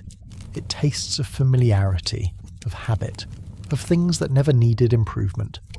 You move to the eggplant next. The skin is lightly charred. The flesh is tender but not limp. The miso glaze is darkened at the edges, forming a faint crispness that gives way under your teeth with a quiet pop. You chew slowly, thoughtfully. The bitterness is gentle. The salt lingers. You let the flavour dissolve fully before you reach for another bite. You sip the broth between each dish. It's clean, subtle. The warmth spreads across your tongue, slides down your throat and fills your chest with the soft glow of attention. You finish the daikon in 2 bites. Its sourness is sharp but precise, like a remark that lands exactly where it was meant to and then is gone. The crunch echoes inside your mouth, brief, bright, final. You save the plum for last. Always. You place it on your tongue and let it rest there. You don't bite. Not yet. You let the salt announce itself slowly, let the skin soften before your teeth close. It's tart more than you expected, and for a moment your eyes water, but only slightly. You swallow the pulp. Hold the pit between your teeth. Then place it back onto the tray where it rests like punctuation at the end of a sentence. You set the chopsticks down across the edge of the rice bowl, not aligned perfectly, just enough to say, "This is finished." Your retainer does not return immediately. He knows better. You slide the tray a little farther from your legs, then lean back. Hands press gently to the boards of the veranda behind you. The wood has warmed since morning. The sky above has softened lighter now, as if the clouds have grown thin enough for sun to imagine passing through even if it doesn't commit. You close your eyes. There is a fullness now, not just in your stomach, but in the shape of the day. You feel it pressing gently outward from the centre of your body. Not weight exactly, just presence. The house is still. No bells, no messengers, no urgent voices. The only sound is the wind shifting through the garden. Soft, patient. Brushing along the surface of the pond, catching the tips of the grass, stirring the edge of the bamboo fence that continues to lean slightly to one side. You still haven't fixed it, and you still won't not today. The frog has not returned, but you keep looking. You hear a shutter flap once in the back of the house. Perhaps it has come loose again. Or perhaps it simply wanted to remind you that wind exists. You breathe in. The air smells of wood smoke, of miso, of pine warmed by midday light. There is also something faintly sweet, a floral note that wasn't there this morning. Maybe plum blossoms, or just the memory of them. You shift slightly, unfolding your legs and stretching them out along the veranda. Your joints pop in the same places they always do. The motion brings no pain, just feedback. You rest your hands on your thighs, fingers slightly curled. You do not speak. There is no one to speak to. But even if someone asked you wouldn't have much to say. The food was sufficient. The house is standing. The world is quiet. You think briefly of the letter still waiting on your desk inside. The one you meant to respond to weeks ago. You think of the box in the storeroom still half filled with firewood from last winter. You think of the inkstone that needs cleaning, the umbrella that needs mending, the sandals that could use new straps. You do not move. None of these things are going anywhere, and neither are you, not yet. A bee drifts past your ear, lazy, unbothered. It loops once near your head, then decides against whatever it was thinking and vanishes again into the still air. You do not flinch. You're not surprised. The pond has settled. The ripples are gone. A single leaf floats near the edge, its veins visible in the sunlight. You wonder how long it will stay there before it sinks. You close your eyes again, not to sleep, just to feel how still the world can be when you're not looking at it. Time does not pass. It pools. And in the middle of it, you're here unchanged, unhurried, unnecessary to anything beyond this one square of wood beneath you. This, you realize, is peace, not the absence of sound, not the stillness of your body, but the understanding that nothing is required of you except this. You breathe, you do not count the breaths, but they are even. They are yours. They are enough. You carry the empty lunch tray inside, not because anyone asked you to and not because the dishes needed immediate attention. You carry it because the air had grown still and your legs had grown stiff and it simply felt like time to do something. And so you did. Your footsteps are slow, unhurried, your balance steady as you pass through the hall. The house greets your motion with soft habitual sounds, the creak of old wood under your heel, the muted brush of your sleeve against a paper screen, the almost imperceptible shift of air that happens when your presence moves through a space that expected stillness. You set the tray down in the kitchen quietly, precisely with the same attention as if you were setting it before a guest. The bowls rest where they were placed. The chopsticks lie crossed but undisturbed. The plum pit remains at the edge of the tray dry now, light its bitterness left behind on your tongue an hour ago. No one is in the kitchen. The fire is out. The coals in the stove are black, though a faint scent of ash still hangs in the air. There's no kettle warming, no pot simmering, just shelves of carefully stacked ceramic, a folded towel left near the sink and a broom resting against the doorframe, ready but unnecessary. You don't linger. You turn and walk back toward the veranda, passing the hallway windows where light filters through the shoji in flat, patient rectangles. The brightness is more even now, less grey, still soft, still indirect. But there's a quiet presence to it, the kind of light that doesn't demand attention but offers its company anyway. You return to your spot. The cushion is still there, a little warm from earlier. You sit back down, slowly, hands resting on your knees. Your robe settles around you in familiar folds, creased along the same lines it always finds. The wood beneath you is dry again, the faint dampness from the morning having faded without notice. You inhale. The breeze has changed direction, just slightly. It now drifts from the east, bringing with it the faint scent of earth, darker, richer than before. Not sharp, not fresh, just present. The kind of smell that reminds you of the underside of stones or of the first scoop of soil after months of frost. You're not sure what's causing it. Perhaps the moss has warmed, or perhaps something has stirred in the garden just enough to lift the scent into the air. You look out again. The frog is gone. Again. You wonder how many times he's come and gone without you noticing. There are ripples in the pond, small ones, concentric circles fading outward from a spot you didn't see disturbed. A leaf floats at the centre, pale green curled inward slightly as if trying to become smaller. You watch it rotate slowly, pulled by the faintest of currents. In the distance, someone is hammering, not close enough to be intrusive, just a steady, irregular tap. Maybe a neighbour repairing a fence, maybe a carpenter fixing a roof tile that slid loose from last night's wind. The sound reaches you as rhythm, not information. You don't try to interpret it, you let it pass through. Somewhere in the bamboo, a cicada begins to sing. Just one. Its voice is steady, high-pitched, slightly strained. The first of the season, perhaps, or the last. You can't remember whether cicadas are a beginning or an end. Either way, this one seems to be practicing. Its song stutters a little, then continues, gaining confidence with each phrase. The wind carries it toward you, then away. You shift slightly, adjusting your seat again. This time your left leg feels too still. You fold it beneath you, lean slightly to one side, and let the robe fall into place. You glance at your hands, study the lines of your knuckles, the way the sunlight traces over the bones beneath the skin. The lines have deepened, but they don't bother you. Your hands are not young, but they are yours. You reach over to the wall beside you, where the windowsill holds a smooth stone. A worry stone, some call it. You picked it up from the riverbank 3 summers ago and never returned it. You rub your thumb slowly across its surface, now feeling the way it cools and warms in time with your fingers. You do this for a while, without thought, without direction. Then you set it back down. There is no rush to be elsewhere. There is no task waiting for you, no schedule pulling you forward. The house knows this, the floor knows this, even the light seems to know. It does not insist on shining, it simply remains. You glance down the hall. The broom is still propped against the wall. It hasn't moved. You wonder if your retainer has taken the afternoon to nap. He wouldn't tell you if he did. But you wouldn't fault him for it either. This is the kind of day where a nap would be less an indulgence than a duty. A quiet agreement between man and weather to pause for a while.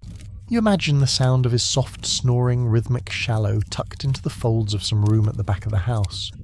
You imagine the way he crosses his arms over his chest when he lies down like a stubborn statue. You imagine the look on his face if you asked whether he had rested. I was checking the shelves, he'd say, and you'd both know he wasn't. The cicada stops. The hammering has gone quiet. You hear the wind again, now brushing through the grasses at the garden's edge, bending them slightly like bowing heads. You close your eyes for a moment. Let everything fold inward. You do not sleep. You do not think, you simply breathe. And in that breath the day continues, not faster, not slower, just onward, as it always has. The afternoon settles over you like a second robe. Not heavy, not sudden, just present. A soft weight across your shoulders, a subtle warmth behind your knees. You do not remember when it began, but now that you feel it, you know it has been here for some time, gathering itself in the corners of the house, clinging gently to the wood, waiting for you to notice. You haven't moved much since lunch. The tray still sits nearby, the cup empty, the plum pit dry. A grain of rice in the corner of the bowl has begun to harden, though the sun has only just reached it. You told yourself earlier that you would bring the tray in, that it was the right thing to do, the polite thing. You did not, and still nothing has happened. There is no punishment for stillness here. You shift slightly on the cushion. It has moulded itself around you again, as it always does by this hour. The same creases, the same slope in the padding near your left hip.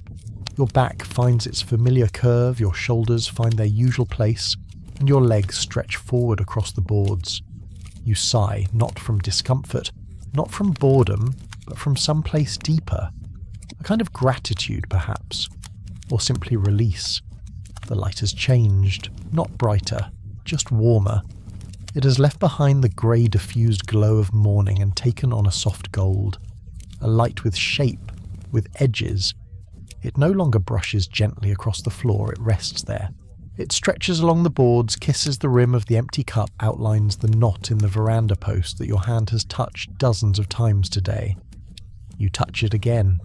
Not to check that it's still there, but because the moment has asked you to. The grain of the wood is warm under your fingers now, drier than before, a little more confident. The faintest dust has begun to rise, caught in the shallow breeze, sparkling just briefly as the sun catches it. then vanishing again into the stillness. The breeze carries the smell of something toasted, barley maybe, or the memory of it. You glance to the doorway. The tray is gone. You didn't see your retainer take it. You never do. But you feel his absence. The air shifts slightly when he moves. The house speaks in a different tone when he's in the room. Now it's quiet, which means he is somewhere else, probably preparing tea, or pretending not to prepare it. You look down at your hands. They rest in your lap, fingertips against fingertips, forming a quiet circle. The skin along your knuckles is dry. You notice a faint scratch across the side of your thumb, the kind you can't remember getting. It doesn't hurt, it just exists. You trace it once with your other finger, then let it go. The frog has returned, again. You smile without smiling. He's chosen a different spot this time, farther from the pond, closer to the steps. He doesn't face you, he rarely does. He simply sits. His back curved, his legs still, his eyes half-lidded. You think sometimes that you might be him, or he might be you. It would explain many things. The breeze stirs again, this time from the east through the hallway. You feel it pass behind you, cool against the nape of your neck. You close your eyes. Let it move through the folds of your robe, under your sleeves, around your ribs. It brings with it the faintest whisper of incense, something earthy. Perhaps sandalwood, perhaps just old air brushing past old things. You inhale once deeply and hold it, then let it go. You open your eyes again. The light has shifted further across the floor now. It has passed your knees, reached your ankles. The warmth it brings is steady, assured. The kind of warmth that doesn't ask you to feel better, it simply allows you to. You think about nothing, or maybe everything. It's hard to tell. Time has softened completely. You could not name the hour even if someone asked. You wouldn't try. The sun is not in the sky. It is in the wood, in the light between slats, in the warmth of the post, in the outline of the leaf that fell on the step and hasn't moved since. You do not chase it. You only watch. Inside a cup clinks gently, then footsteps, then silence. Then your retainer appears. No announcement, no commentary. Just a tray, a teapot, a cup, a folded cloth. He places it down beside you. Not too close, not too far. Then he straightens, stands, and leaves. You do not look at him as he goes. You pour the tea. The sound of liquid meeting ceramic is one of the oldest in the house. You've heard it thousands of times. Today it feels quieter. The pot is warmer than the cup. The steam curls once, then vanishes. You lift the cup, hold it with both hands, let the heat soak into your fingers. You don't sip yet. You just hold. The frog has moved again, just one pace. Your shadow has reached the edge of the step. The breeze is stilled. You sip the tea. It is roasted barley. Mugicha, same as yesterday, same as the day before. It is toasty, bitter at first, then soft. The second sip is gentler. The third is perfect. You do not speak. You do not praise. The tea understands. You sip again. Then rest the cup. You listen. The cicada has returned. Or perhaps it's a different one. It sings a little bolder now, less hesitant, more certain of the afternoon. Its rhythm is steady if imperfect. It sings for no one, for nothing, just because it can. You understand. You sit a while longer. No thoughts rise to the surface, only small images. The way your mother folded cloth, the sound of rain on thatched roof, the shape of an old friend's nose, the taste of salted plum, a pebble underfoot. They come, they pass, they leave no trace. You sip again. The sunlight is softer now, lower. It brushes the edge of your robe. The floorboards glow in narrow lines. The frog disappears behind a stone. You sit. You stay. You are. The tea is gone. You don't remember the moment you finished it. The last sip arrived without ceremony, no pause to reflect, no particular warmth to note. One moment the cup was half full, the next it was empty. You held it for a while afterward, not because you expected more, but because it still felt warm in your hands. That warmth has faded now. What remains is shape, texture, familiar weight. You trace the rim with your thumb. A tiny chip on the edge catches your skin. It's always been there. A small imperfection that never grew, never changed, never needed fixing. Your finger lingers on it for a while, as if checking to see whether time has worn it down. It hasn't.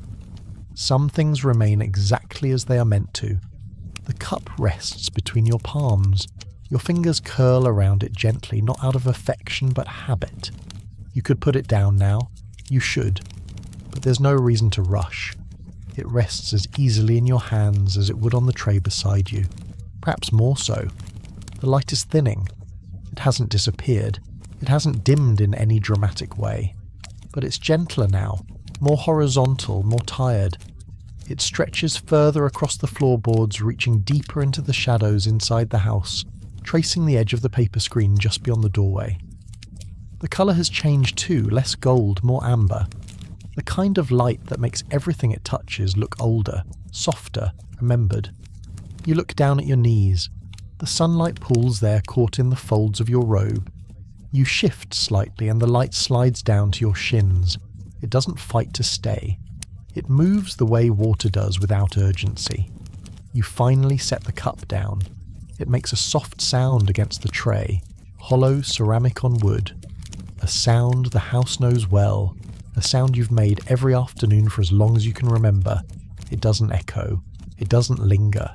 It just happens, then is gone. You place your hands on your thighs. Feel the warmth of your own skin through the cloth. Your fingers spread slightly, then relax. You notice how your left hand rests a little higher than your right. You consider adjusting it, then decide against it. The frog hasn't returned. That's not surprising. The sun has nearly slipped behind the edge of the roof, and the garden has begun to cool again. The shadows stretch longer now, spilling over the stone steps and into the lower corners of the moss. If the frog is here, he's not asking to be seen. You take another breath. Longer this time. You feel it rise from your belly to your chest, filling the space behind your ribs, pressing lightly against your collarbone. You let it out slowly, evenly through your nose. You don't count. You just breathe. The air smells like wood. Not the sharp scent of freshly split pine, but the older, worn-in smell of dry floorboards and exposed beams, soft, dusty, familiar. The smell of a house that has stopped trying to impress you. A house that simply is. You shift again, not to stand, just to lean. You let your weight tilt slightly against the post behind you. Your back presses into its surface. The wood is cooler now, though not cold. You feel the ridges in the grain. You let your head tip back until it rests there too. You close your eyes, not to sleep, just to stop looking. You hear nothing for a while. Then slowly sounds return, not new ones, just the ones that were already there waiting to be heard again. The creak of the beams above you as they adjust to the cooling air.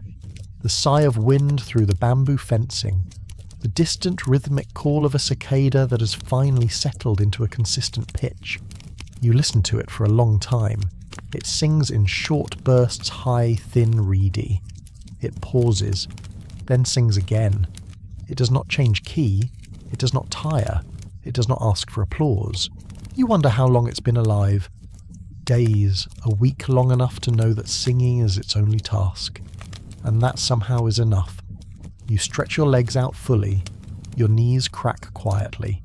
A pop in your ankle, then another in your hip. You pause, then exhale. The pressure in your lower back eases slightly. You wiggle your toes beneath the hem of your robe and press your heels gently into the warm wood. The sunlight no longer touches your lap. It has retreated to the edge of the veranda, barely clinging to the outermost plank. A few more minutes and it will be gone entirely. You do not chase it. You watch it go. A breeze passes through. It lifts the edge of your sleeve, then drops it again. You do not move. You let it comb through your hair, graze the back of your neck, fill the silence between your breaths. It carries with it the scent of dust from the walkway, the last fading hint of tea from the empty cup. and something green, perhaps the garden, perhaps only memory. You shift your gaze to the far end of the yard. The pine tree stands where it always has. The bark dark, the trunk bowed slightly from age and gravity and time. A few needles fall as you watch silent, weightless landing in the moss, like they were always meant to return there. You think for a moment of sweeping them, but the thought leaves as easily as it arrived. Inside the house is darkened. The paper screens no longer glow. They reflect nothing now, only stillness.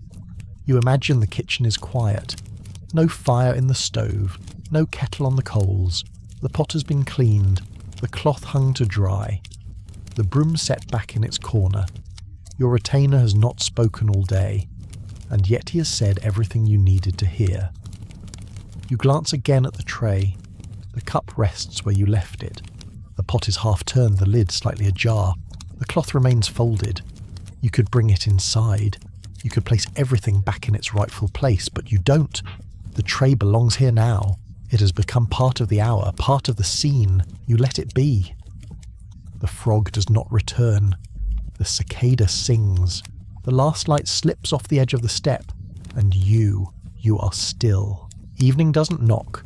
It doesn't arrive all at once, nor does it declare itself with sound or shadow.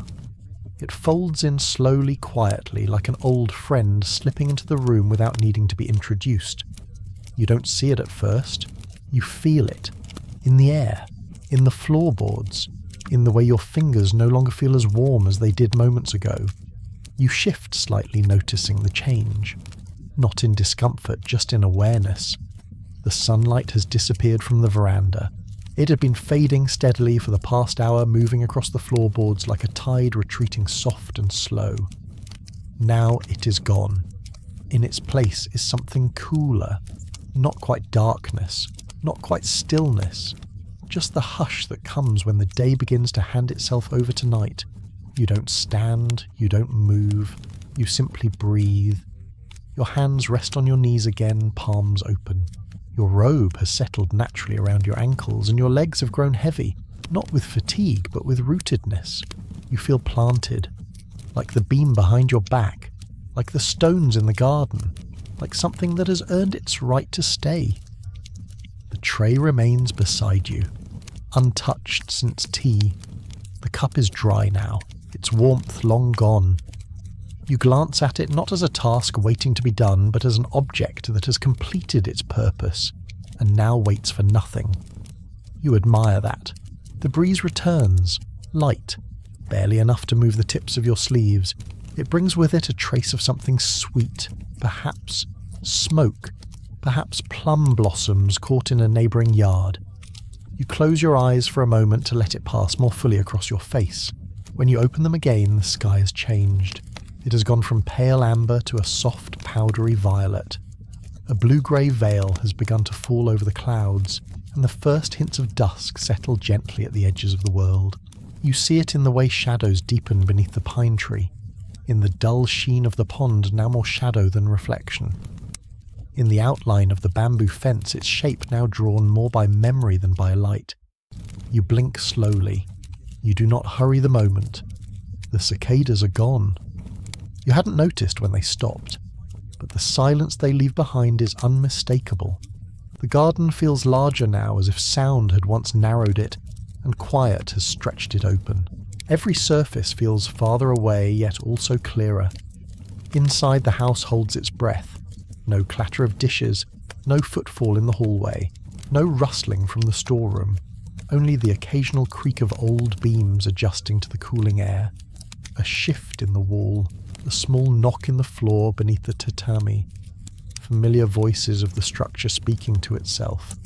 You wonder if your retainer is resting. He hasn't spoken since morning. You saw him once at midday, tray in hand, eyes calm, sleeves rolled. Since then, nothing.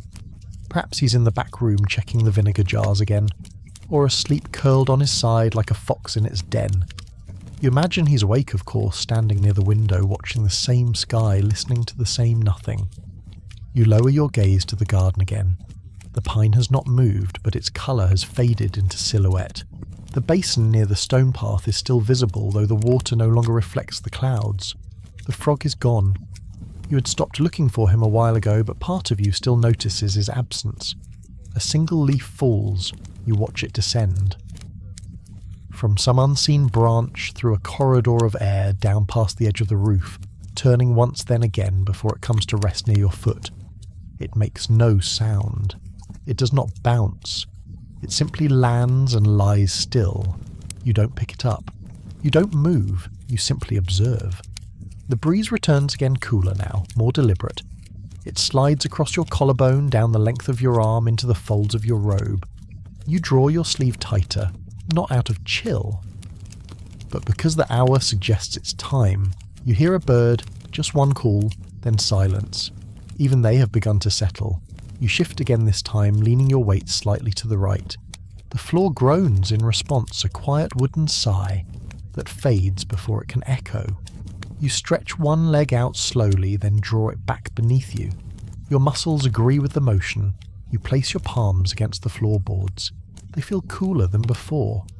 You remember how warm they were at midday when the sun reached this far into the house. You remember the way the light touched your knees, your hands, your cup. You remember it not with longing, but with gratitude. You glance upward. The first star has appeared. Faint. Barely more than a pinprick of light. You wouldn't have seen it if you hadn't looked just then. You hold your gaze a while longer, waiting for a second to appear, but none does. You smile, without smiling. Your hands return to your lap. You look at the tray one last time. You think perhaps you should bring it inside, but not now. Later maybe, after the light is truly gone, after your bones remind you again that they've been still for too long. After you've watched the garden disappear fully into shadow. You close your eyes again, only for a moment. When you open them, the sky has grown darker. Not black, not night, but the last edge of twilight stretched thin across the horizon, the kind of blue that feels like velvet. You lean your head against the post again. Your cheek rests against the wood. It is cold now, but the cold does not press. It only offers. You accept. The breeze moves once more, then stills, and in that pause you sit, you breathe, you remain. The light is completely gone now. Not just faded, not just dim. It has passed over the edge of the day like a shadow drifting off a wall. The warmth that once lingered on the floorboards has vanished. The pale amber glow that clung to the post beside you has thinned into absence. The day has ended, but without noise, without ceremony, only with stillness. You sit in that stillness. Your body hasn't moved much in the last while. Your knees are drawn up slightly now, tucked loosely beneath the folds of your robe. Your arms rest atop them, crossed gently at the wrist. The air has grown cooler. You feel it against the back of your neck, under your sleeves, slipping beneath the hem of your robe and brushing your ankles. The wooden floor is cold now, not sharply, just honestly. The kind of cold that makes no demands, only states what it is. You accept it. You adjust your position slightly to accommodate it. You shift your weight from one hip to the other, then settle again. The cushion beneath you sighs with the motion. Your robe folds anew, softening across your lap. Your breath is slower now. In through your nose, out through your mouth. Each cycle a little longer than the last. There is nothing left to do. No more meals, no more tea, no more light to follow. Just night. The stars above are clearer now. You hadn't been looking for them, but when your gaze lifts, they're already there, small, steady, unmoving. Dozens, maybe more. You count a few before losing track. One sits directly overhead, brighter than the rest, steady and white. The others scatter out from it in uneven lines. They twinkle faintly, but not for you.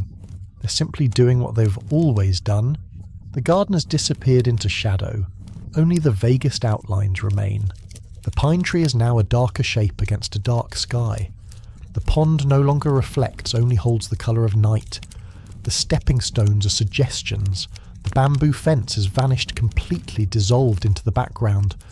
You can still feel it though. The garden hasn't gone anywhere. It simply doesn't need to be seen.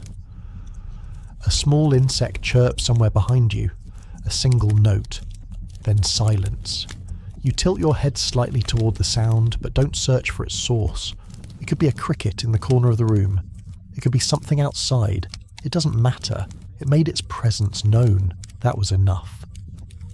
You turn your attention back to your hands.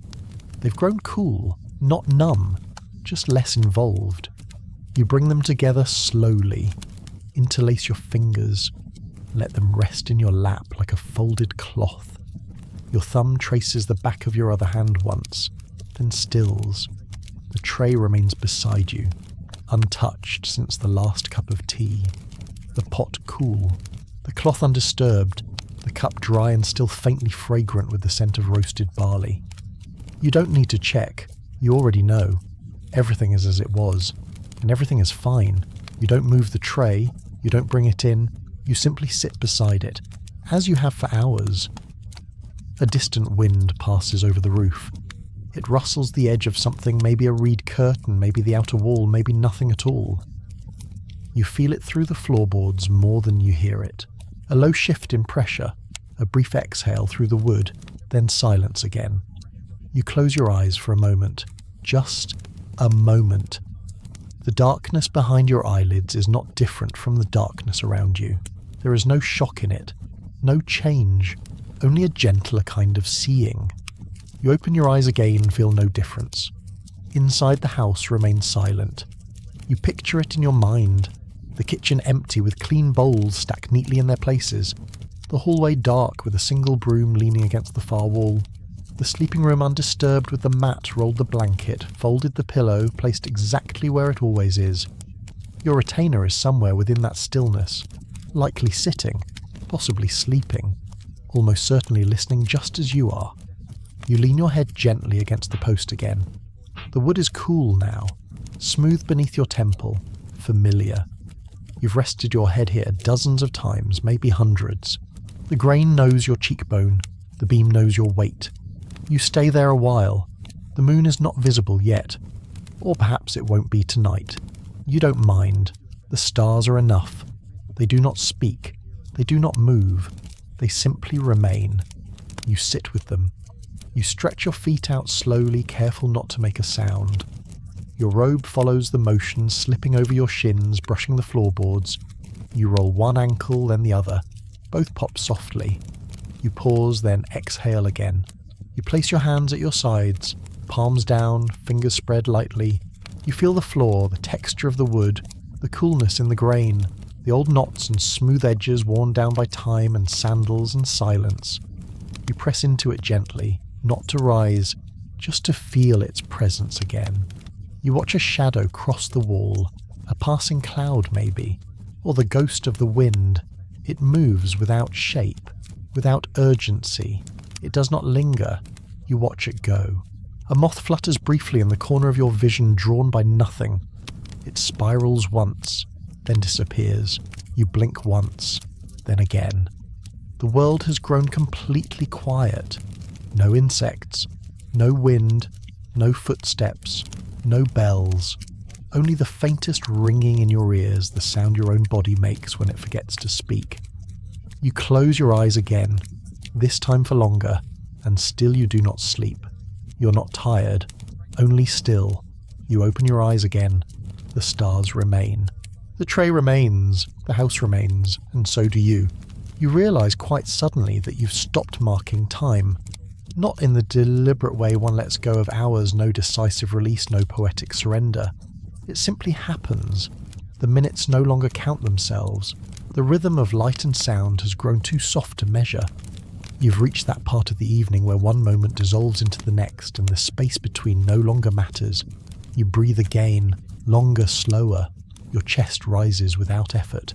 The robe adjusts against your ribs. The air entering your nose is cool, now sharper than before. It no longer carries the scent of tea or wood smoke or pine. It carries nothing, and somehow that is enough. You blink, not to wake yourself, not because your eyes are dry, just because your body remembered to. The stars above you have multiplied. At some point, unobserved, unannounced, the sky is filled with them. Some shine steady, some flicker faintly. None of them move. They just remain.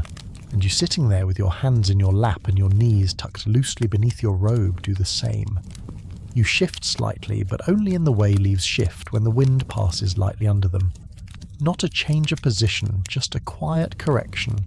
A realignment. Your hip finds a new contact point with the cushion. Your spine lengthens, then settles. The back of your robe brushes against the wooden beam.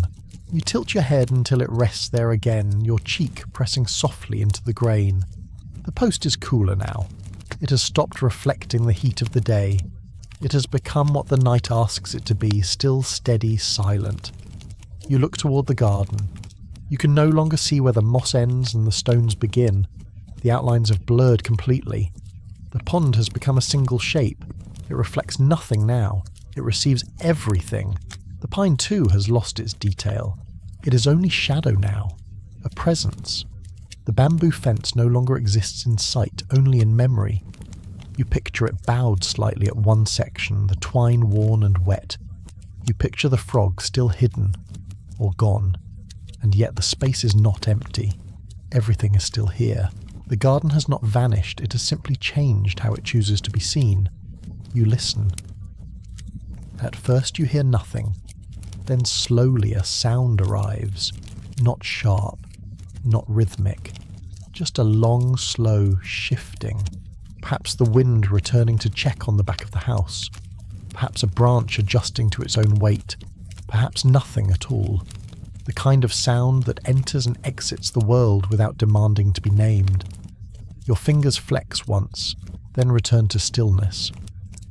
The wood beneath your legs has cooled entirely now.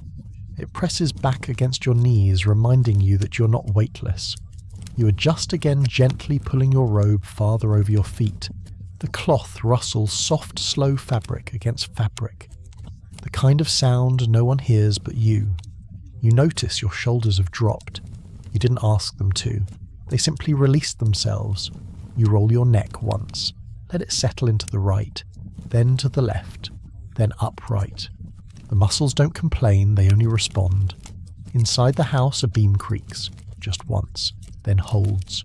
You imagine your retainer still in the back, perhaps sitting with his hands folded, perhaps staring at the floor, in the way he does when thinking of nothing. You imagine his eyes closed, his mouth closed, his breathing shallow and predictable. You imagine him doing exactly what you're doing remaining. The tray is still beside you. You glance down at it not with thought but as instinct. The cup is exactly where you left it. The pot too. The cloth unmoved.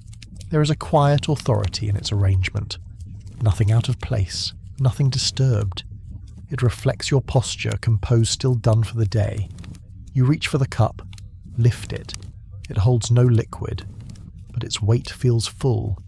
You cup it in both hands, feeling the dry ceramic against your fingers, the slight curve against your palm.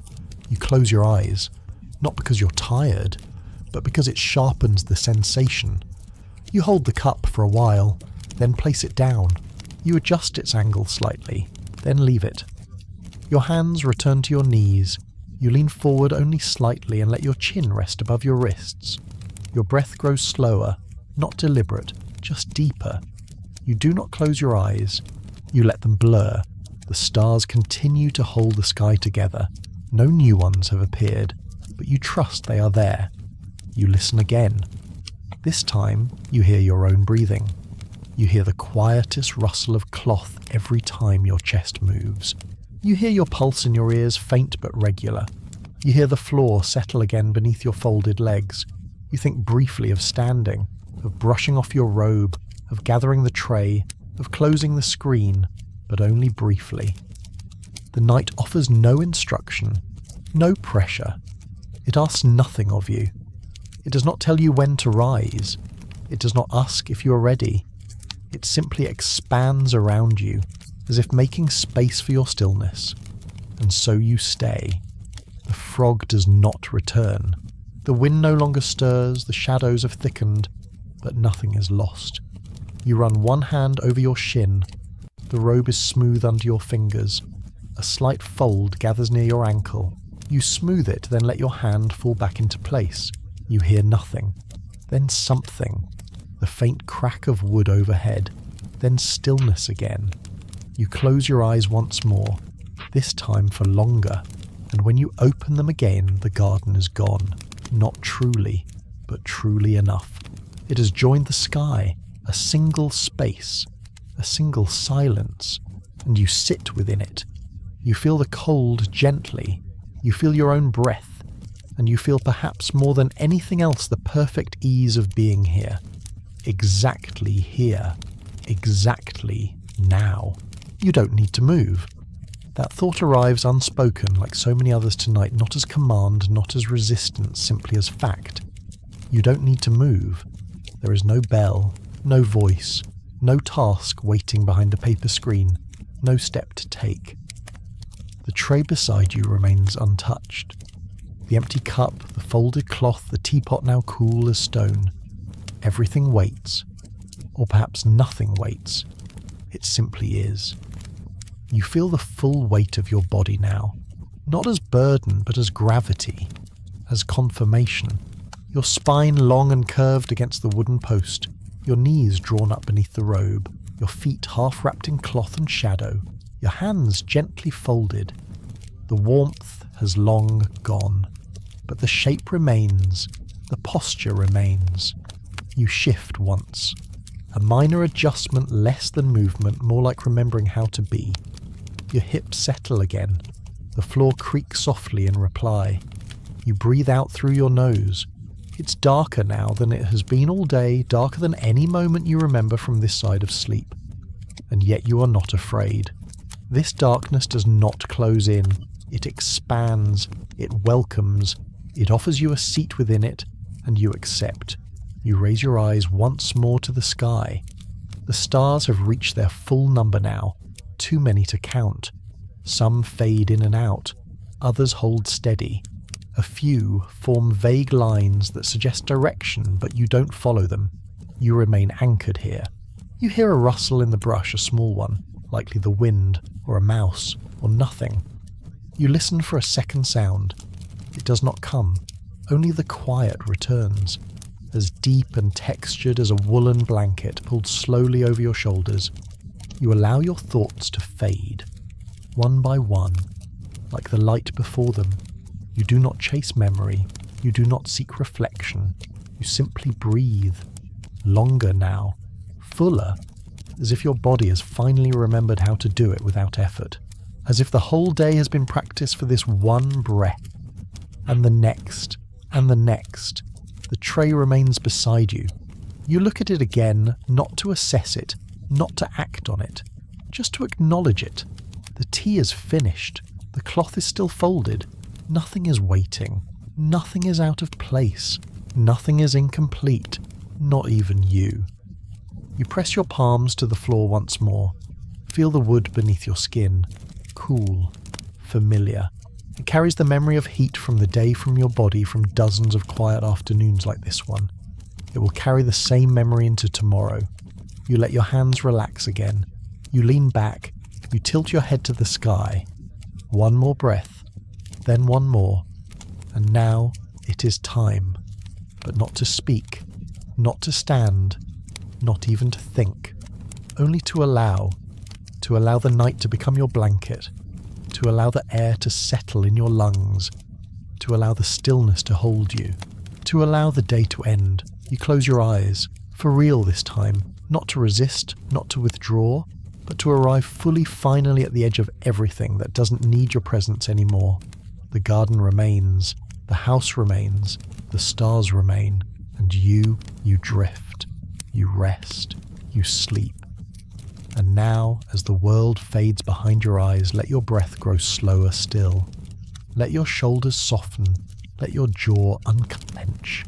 There is nothing left to hold, nothing left to do. You've watched a day pass from start to finish gently, fully, with your feet still and your hands quiet. You've tasted the food, felt the weather, observed the sun move across the floor. You've said nothing, and yet you've witnessed everything. Let your spine melt into softness. Let your thoughts release their grip. Let the weight of your body feel more like safety than effort. You're no longer required to be aware.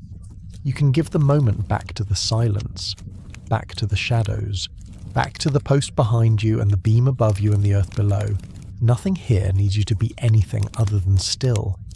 The tray has been cleared, the frog is asleep, the cicada has gone quiet, the stars full and distant are carrying the sky on your behalf. You may rest now. Let your breath stretch even longer. Let your mind float where it pleases. You've arrived. You've remained. You've become part of the night. Let it hold you.